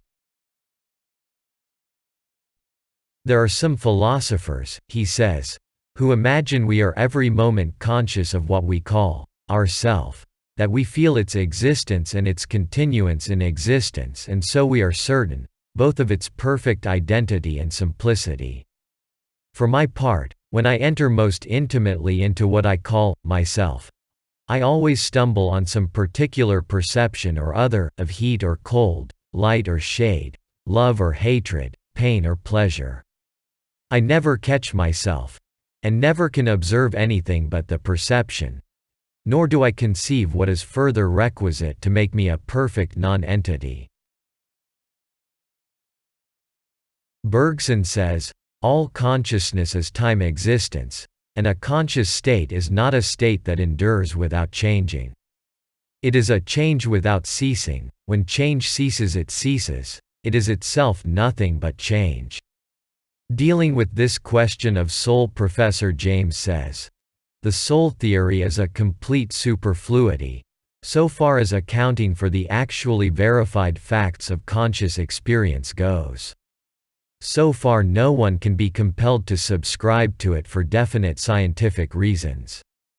In concluding his interesting chapter on the soul, he says, and in this book the provisional solution which we have reached must be the final word.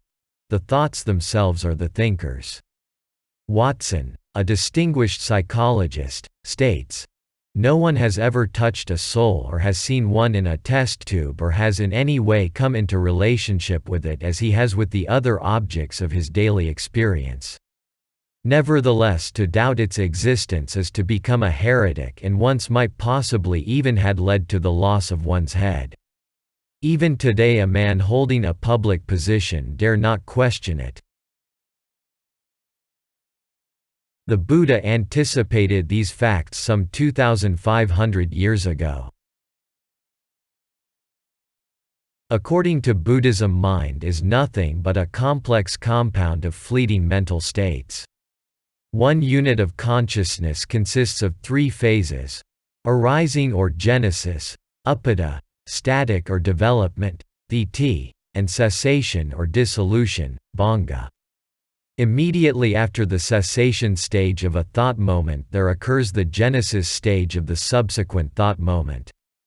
Each momentary consciousness of this ever-changing life process, on passing away, transmits its whole energy, all the indelibly recorded impressions to its successor.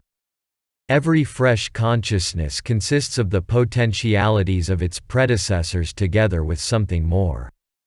There is therefore a continuous flow of consciousness like a stream without any interruption. The subsequent thought moment is neither absolutely the same as its predecessor, since that which goes to make it up is not identical, nor entirely another, being the same continuity of Kamma energy. Here there is no identical being, but there is an identity in process.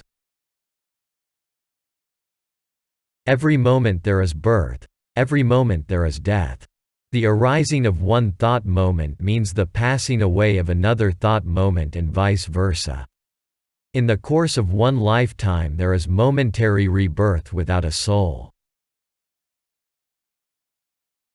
It must not be understood that a consciousness is chopped up in bits and joined together like a train or a chain. But, on the contrary, it persistently flows on like a river, receiving from the tributary streams of sense constant accretions to its flood, and ever dispensing to the world without the thought stuff it has gathered by the way. It has birth for its source and death for its mouth. The rapidity of the flow is such that hardly is there any standard whereby it can be measured even approximately.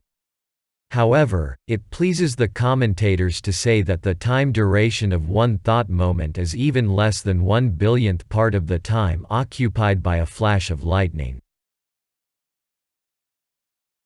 Here we find a juxtaposition of such fleeting mental states of consciousness opposed to a superposition of such states as some appear to believe. No state once gone ever recurs nor is identical with what goes before. But we worldlings, veiled by the web of illusion, mistake this apparent continuity to be something eternal and go to the extent of introducing an unchanging soul, an Anatta, the supposed doer and receptacle of all actions, to this ever-changing consciousness. The so-called being is like a flash of lightning that is resolved into a succession of sparks that follow upon one another with such rapidity that the human retina cannot perceive them separately, nor can the uninstructed conceive of such succession of separate sparks. As the wheel of a cart rests on the ground at one point, so does the being live only for one thought moment. It is always in the present, and is ever slipping into the irrevocable past. What we shall become is determined by this present thought moment. If there is no soul, what is it that is reborn, one might ask. Well, there is nothing to be reborn. When life ceases, the kamic energy rematerializes itself in another form. As Bhikkhu Silakara says, unseen it passes whithersoever the conditions appropriate to its visible manifestation are present. Here showing itself as a tiny gnat or worm, there making its presence known in the dazzling magnificence of a deva or an archangel's existence. When one mode of its manifestation ceases, it merely passes on, and where suitable circumstances offer, reveals itself afresh in another name or form. Birth is the arising of the psychophysical phenomena. Death is merely the temporary end of a temporary phenomenon. Just as the arising of a physical state is conditioned by a preceding state as its cause, so the appearance of psychophysical phenomena is conditioned by cause anterior to its birth. As the process of one lifespan is possible without a permanent entity passing from one thought moment to another, so a series of life processes is possible without an immortal soul to transmigrate from one existence to another. Buddhism does not totally deny the existence of a personality in an empirical sense. It only attempts to show that it does not exist in an ultimate sense. The Buddhist philosophical term for an individual is santana, i.e., a flux or a continuity.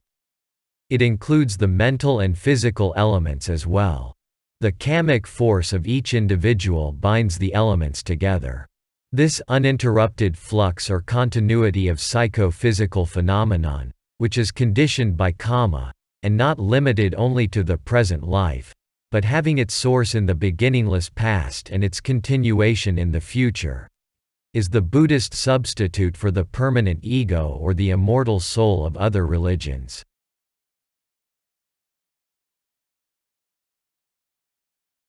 Chapter 10 Nibbana. This process of birth and death continues ad infinitum until this flux is transmuted, so to say, to Nibbana Dhatu, the ultimate goal of Buddhists. The Pali word Nibbana is formed of ni and vana. Ni is a negative particle and vana means lusting or craving. It is called Nibbana, in that it is a departure from the craving which is called vana, lusting. Literally, Nibbana means non-attachment. It may also be defined as the extinction of lust, hatred and ignorance. The whole world is in flames, says the Buddha. By what fire is it kindled? By the fire of lust, hatred and ignorance, by the fire of birth, old age, death, pain, lamentation, sorrow, grief and despair it is kindled. It should not be understood that Nibbana is a state of nothingness or annihilation owing to the fact that we cannot perceive it with our worldly knowledge. One cannot say that there exists no light just because the blind man does not see it. In that well-known story, too, the fish arguing with his friend, the turtle, triumphantly concluded that there exists no land. Nibbana of the Buddhists is neither a mere nothingness nor a state of annihilation, but what it is no words can adequately express. Nibbana is a Dhamma which is unborn, unoriginated, uncreated and unformed. Hence, it is eternal, duva, desirable, subha, and happy, sukha. In Nibbana nothing is eternalized, nor is anything annihilated, besides suffering. According to the books, references are made to Nibbana as Sopadisesa and Anupadisesa. These, in fact, are not two kinds of Nibbana, but the one single Nibbana, receiving its name according to the way it is experienced before and after death. Nibbana is not situated in any place, nor is it a sort of heaven where a transcendental ego resides. It is a state which is dependent upon this body itself. It is an attainment, Dhamma, which is within the reach of all. Nibbana is a supramundane state attainable even in this present life. Buddhism does not state that this ultimate goal could be reached only in a life beyond. Here lies the chief difference between the Buddhist conception of Nibbana and the non-Buddhist conception of an eternal heaven attainable only after death or a union with a god or divine essence in an afterlife. When Nibbana is realized in this life with the body remaining, it is called Sopadisesa Nibbana Dhatu. When an arahat attains Paranibbana, after the dissolution of his body, without any remainder of physical existence, it is called Anupadisesa Nibbana Dhatu. In the words of Sir Edwin Arnold, "If any teach nirvana is to cease, say unto such they lie. If any teach nirvana is to love, say unto such they err." From a metaphysical standpoint, Nibbana is deliverance from suffering. From a psychological standpoint, Nibbana is the eradication of egoism. From an ethical standpoint, Nibbana is the destruction of lust, hatred and ignorance. Does the arahat exist or not after death?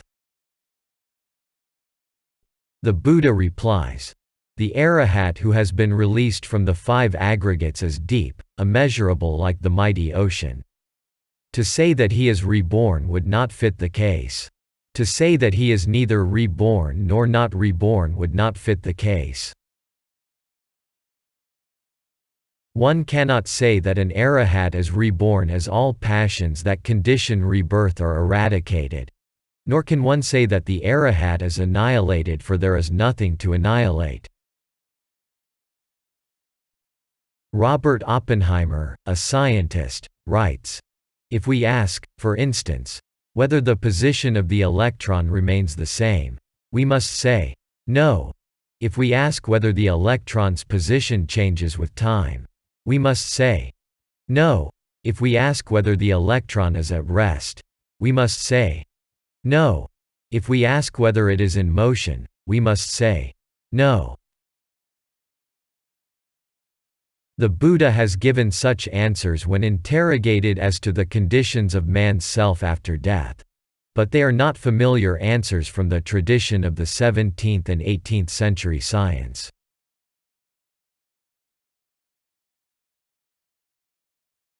Chapter 11. The Path to Nibbana. How is Nibbana to be attained? It is by following the Noble Eightfold Path, which consists of right understanding, samma ditthi, right thoughts, samma sankappa, right speech, samma vaka, right actions, samma kammanta, right livelihood, samajiva, right effort, samma vayama, right mindfulness, samma sati, and right concentration, samma samadhi. 1. Right understanding, which is the keynote of Buddhism, is explained as the knowledge of the Four Noble Truths. To understand rightly means to understand things as they really are and not as they appear to be. This refers primarily to a correct understanding of oneself, because, as the Rohitassa Sutta states, dependent on this 1 fathom long body with its consciousness, are all the Four Truths. In the practice of the Noble Eightfold Path, right understanding stands at the beginning as well as at its end. A minimum degree of right understanding is necessary at the very beginning because it gives the right motivations to the other 7 factors of the path and gives to them correct direction. At the culmination of the practice, right understanding has matured into perfect insight wisdom, vipassana panya, leading directly to the stages of sainthood. 2. Clear vision of right understanding leads to clear thinking. The second factor of the Noble Eightfold Path is therefore right thoughts, samma sankappa, which serves the double purpose of eliminating evil thoughts and developing pure thoughts. Right thoughts, in this particular connection, are threefold. They consist of 1. Nekkhamma, renunciation of worldly pleasures or the virtue of selflessness, which is opposed to attachment, selfishness, and possessiveness. 2. Avyapada, loving kindness, goodwill, or benevolence, which is opposed to hatred, ill will, or aversion. And 3. Avahimsa, harmlessness or compassion, which is opposed to cruelty and callousness. 3. Right thoughts lead to right speech, the third factor. This includes abstinence from falsehood, slandering, harsh words, and frivolous talk. 4. Right speech must be followed by right action, which comprises abstinence from killing, stealing, and sexual misconduct. 5. Purifying his thoughts, words, and deeds at the outset. The spiritual pilgrim tries to purify his livelihood by refraining from the 5 kinds of trade which are forbidden to a lay disciple. They are trading in arms, human beings, animals for slaughter, intoxicating drinks and drugs, and poisons. For monks, wrong livelihood consists of hypocritical conduct and wrong means of obtaining the requisites of monk life.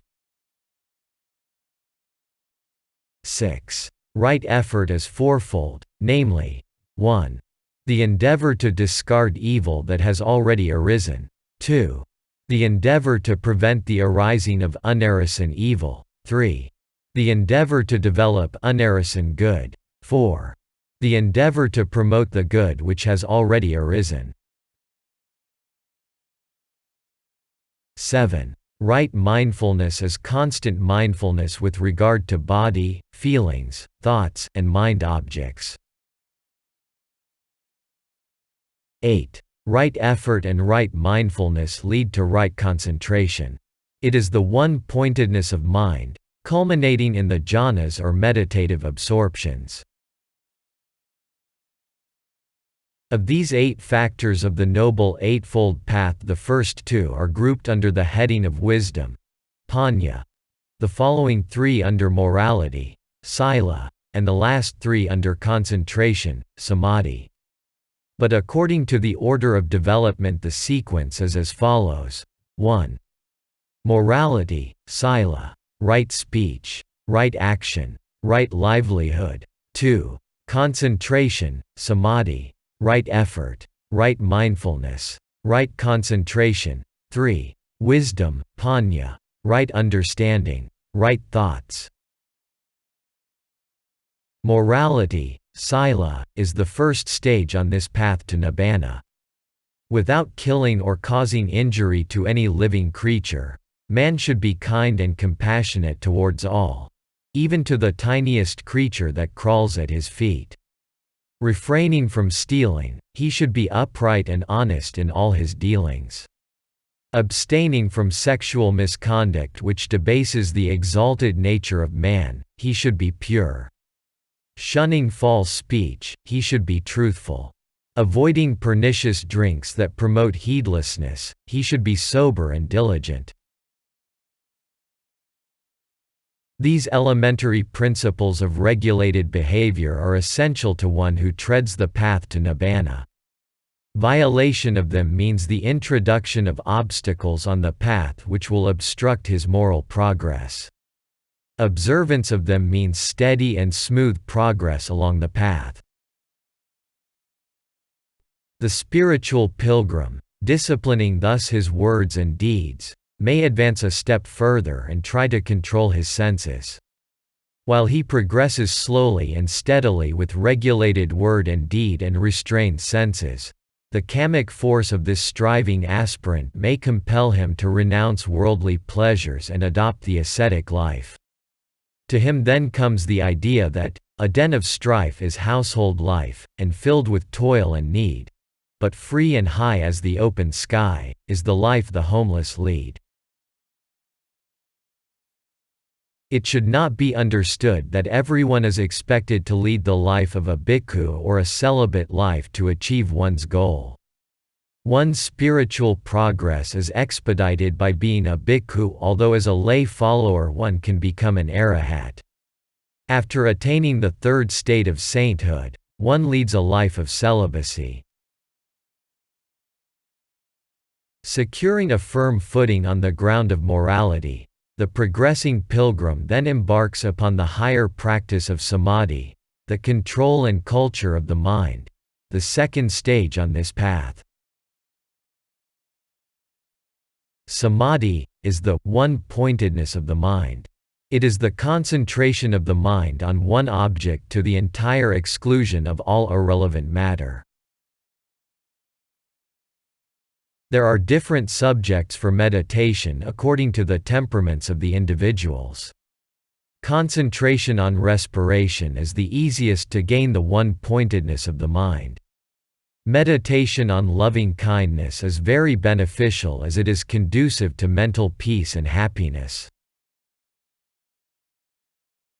Cultivation of the four sublime states, loving kindness, metta, compassion, karuna, sympathetic joy, mudita, and equanimity, upekkha, is highly commendable. After giving careful consideration to the subject for contemplation, he should choose the one most suited to his temperament. This being satisfactorily settled, he makes a persistent effort to focus his mind until he becomes so wholly absorbed and interested in it, that all other thoughts get ipso facto excluded from the mind. The 5 hindrances to progress, namely, sense desire, hatred, sloth and torpor, restlessness and brooding and doubts are then temporarily inhibited. Eventually he gains ecstatic concentration and, to his indescribable joy, becomes enwrapped in jhana, enjoying the calmness and serenity of a one-pointed mind. When one gains this perfect one-pointedness of the mind, it is possible for one to develop the 5 supernormal powers: abhanya, divine eye; dibbakeku, divine ear; dibasota, reminiscence of past births; pabhinavasanu jnana; thought reading, parasita vijnana; and different psychic powers, iddhivita. It must not be understood that those supernormal powers are essential for sainthood. Though the mind is now purified, there still lies dormant in him the tendency to give vent to his passions, for by concentration, passions are lulled to sleep temporarily. They may rise to the surface at unexpected moments. Both discipline and concentration are helpful to clear the path of its obstacles, but it is insight, vipassana panya, alone which enables one to see things as they truly are, and consequently reach the ultimate goal by completely annihilating the passions inhibited by samadhi. This is the third and the final stage on the path of Nibbana. With his one-pointed mind, which now resembles a polished mirror, he looks at the world to get a correct view of life. Wherever he turns his eyes he sees naught but the 3 characteristics, anicca, transiency; dukkha, sorrow; and anatta, soullessness, standing out in bold relief. He comprehends that life is constantly changing and all conditioned things are transient. Neither in heaven nor on earth does he find any genuine happiness, for every form of pleasure is a prelude to pain. What is transient is therefore painful, and where change and sorrow prevail there cannot be a permanent immortal soul. Whereupon, of these 3 characteristics, he chooses one that appeals to him most and intently keeps on developing insight in that particular direction until that glorious day comes to him when he would realize Nibbana for the first time in his life, having destroyed the 3 fetters: self-illusion, sakkaya ditthi, doubts; vicikiccha, indulgence in wrongful rites and ceremonies; silabhata paramasa. At this stage he is called a sotapanna, stream winner, one who has entered the stream that leads to Nibbana.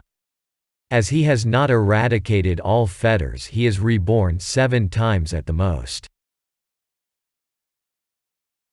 Summoning up fresh courage, as a result of this glimpse of Nibbana, the pilgrim makes rapid progress and cultivating deeper insight becomes a sakadagami, once returner, by weakening 2 more fetters, namely sense desire, kamaraga, and ill will, paticca.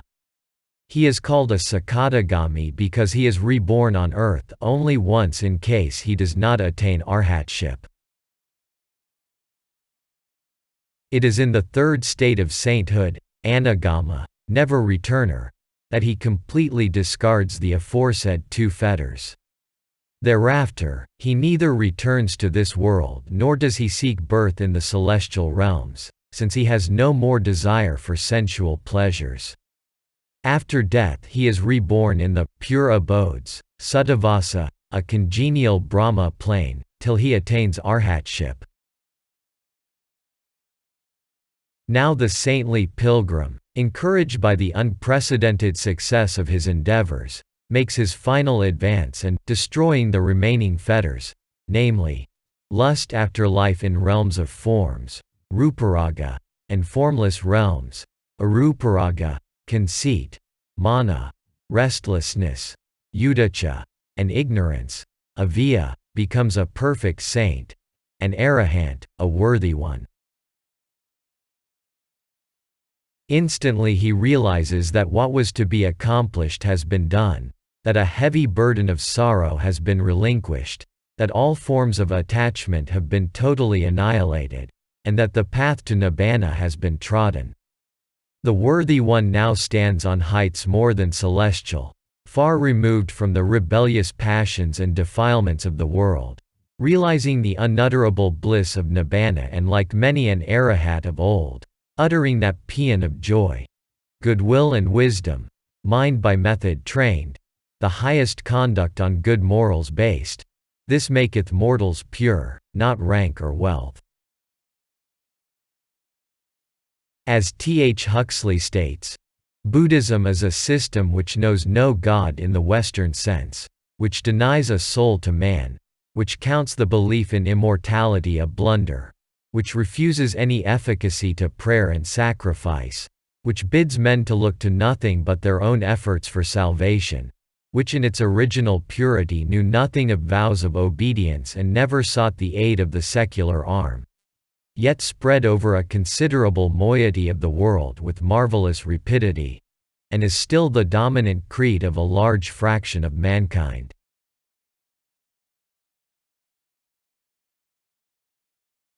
Appendix.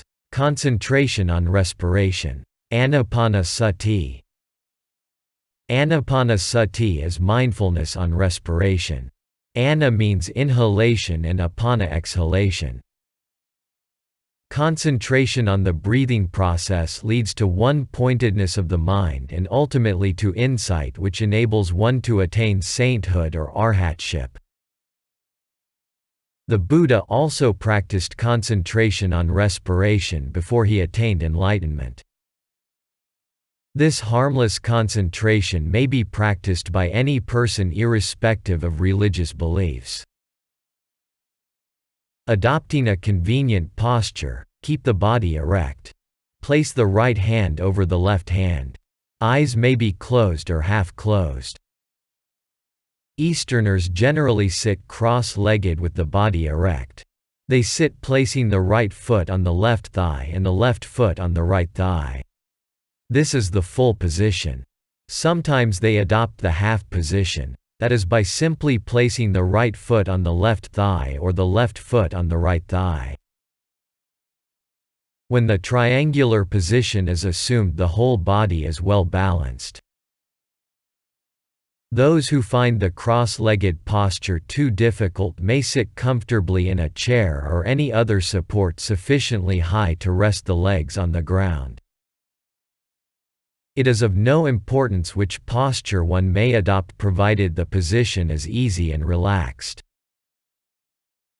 Head should not be drooping. Neck should be straightened so that the nose may be in a perpendicular line with the navel. Buddhas usually adopt the full lotus position. They sit with half-closed eyes looking not more than a distance of 3.5 feet. Before the practice, bad air from the lungs should be breathed out slowly through the mouth and then the mouth should be closed. Now inhale through the nostrils normally, without strain, without force. Mentally count 1. Exhale and count 2. Inhale and count 3. Count up to 10, constantly concentrating on the breathing process without thinking of anything else. While doing so one's mind may wander. But one need not be discouraged. Gradually one may increase the number of series, say 5 series of 10. Later, one may inhale and pause for a moment, concentrating merely on inhalation without counting. Exhale and pause for a moment. Thus inhale and exhale concentrating on respiration. Some prefer counting as it aid concentration while others prefer not to count. What is essential is concentration and not counting, which is secondary. When one practices this concentration one feels very peaceful, light in mind and body. After practicing for a certain period a day might come when one may realize that this so-called body is supported by mere breath and that body perishes when breathing ceases. One fully realizes impermanence. Where there is change there cannot be a permanent entity or an immortal soul. Insight can then be developed to attain arhatship. It is clear that the object of this concentration on respiration is not merely to gain one-pointedness but also to cultivate insight to obtain deliverance from suffering. In some discourses this simple and harmless method of respiration is described as follows. Mindfully he inhales, mindfully he exhales. 1. When making a long inhalation he knows. I make a long inhalation. When making a long exhalation he knows. I make a long exhalation. 2. When making a short inhalation he knows. I make a short inhalation. When making a short exhalation he knows. I make a short exhalation. 3. Clearly perceiving the entire breathing process, i.e., the beginning, middle and end. I will inhale. Thus he trains himself. Clearly perceiving the entire breathing process, I will exhale, thus he trains himself. 4. Calming the respiration, I will inhale, thus he trains himself. Calming the respirations, I will exhale, thus he trains himself.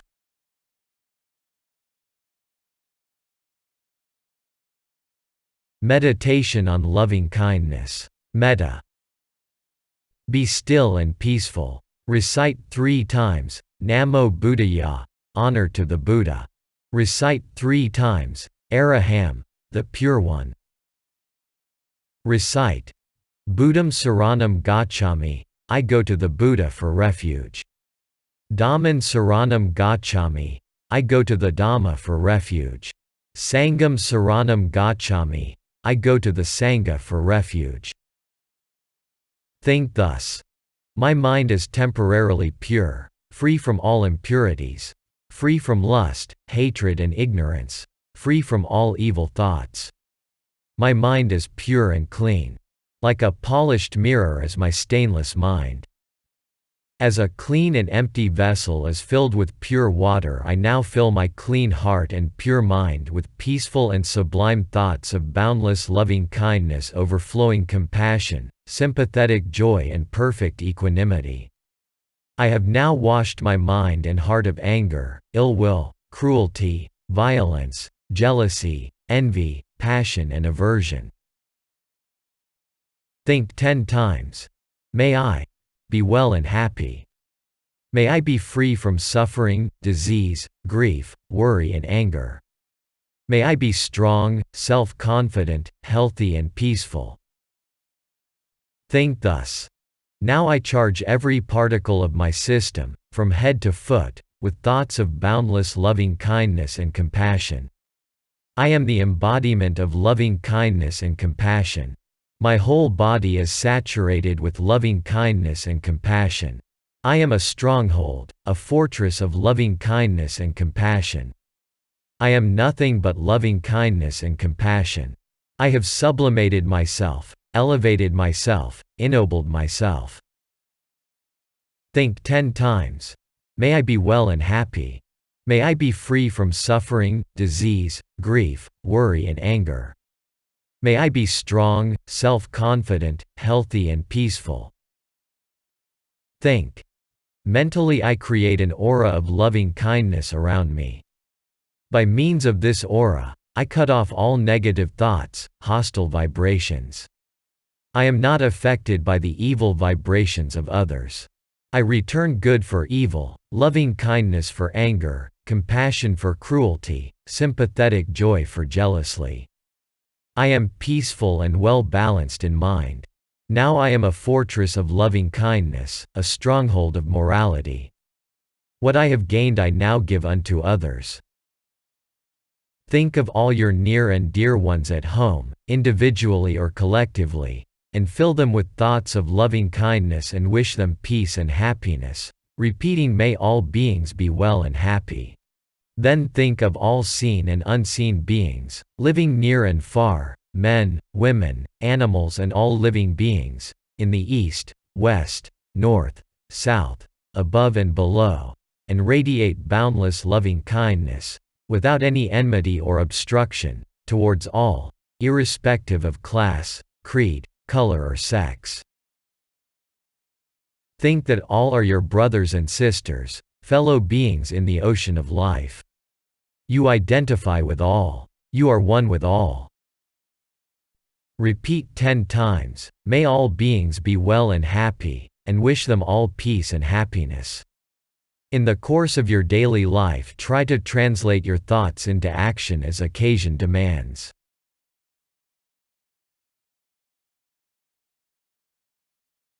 Perfections. Parami. 1. May I be generous and helpful. Dana, generosity. 2. May I be well-disciplined and refined in manners. May I be pure and clean in all my dealings. May my thoughts, words and deeds be pure. Sila, morality. 3. May I not be selfish and self-possessive but selfless and disinterested. May I be able to sacrifice my pleasure for the sake of others. Nekkhamma, renunciation. 4. May I be wise and be able to see things as they truly are. May I see the light of truth and lead others from darkness to light. May I be enlightened and be able to enlighten others. May I be able to give the benefit of my knowledge to others. Panna, wisdom. 5. May I be energetic, vigorous and persevering. May I strive diligently until I achieve my goal. May I be fearless in facing dangers and courageously surmount all obstacles. May I be able to serve others to the best of my ability. Virya, energy. 6. May I be ever patient. May I be able to bear and forbear the wrongs of others. May I ever be tolerant and see the good and beautiful in all. Khanti, patience. 7. May I ever be truthful and honest. May I not hide the truth to be polite. May I never swerve from the path of truth. Sakka, truthfulness. 8. May I be firm and resolute and have an iron will. May I be soft as a flower and firm as a rock. May I ever be high-principled. Adhithana, determination. 9. May I ever be kind, friendly and compassionate. May I be able to regard all as my brothers and sisters and be one with all. Metta, loving kindness. 10. May I ever be calm, serene, unruffled and peaceful. May I gain a balanced mind. May I have perfect equanimity. Upekkha, equanimity. May I serve to be perfect. May I be perfect to serve.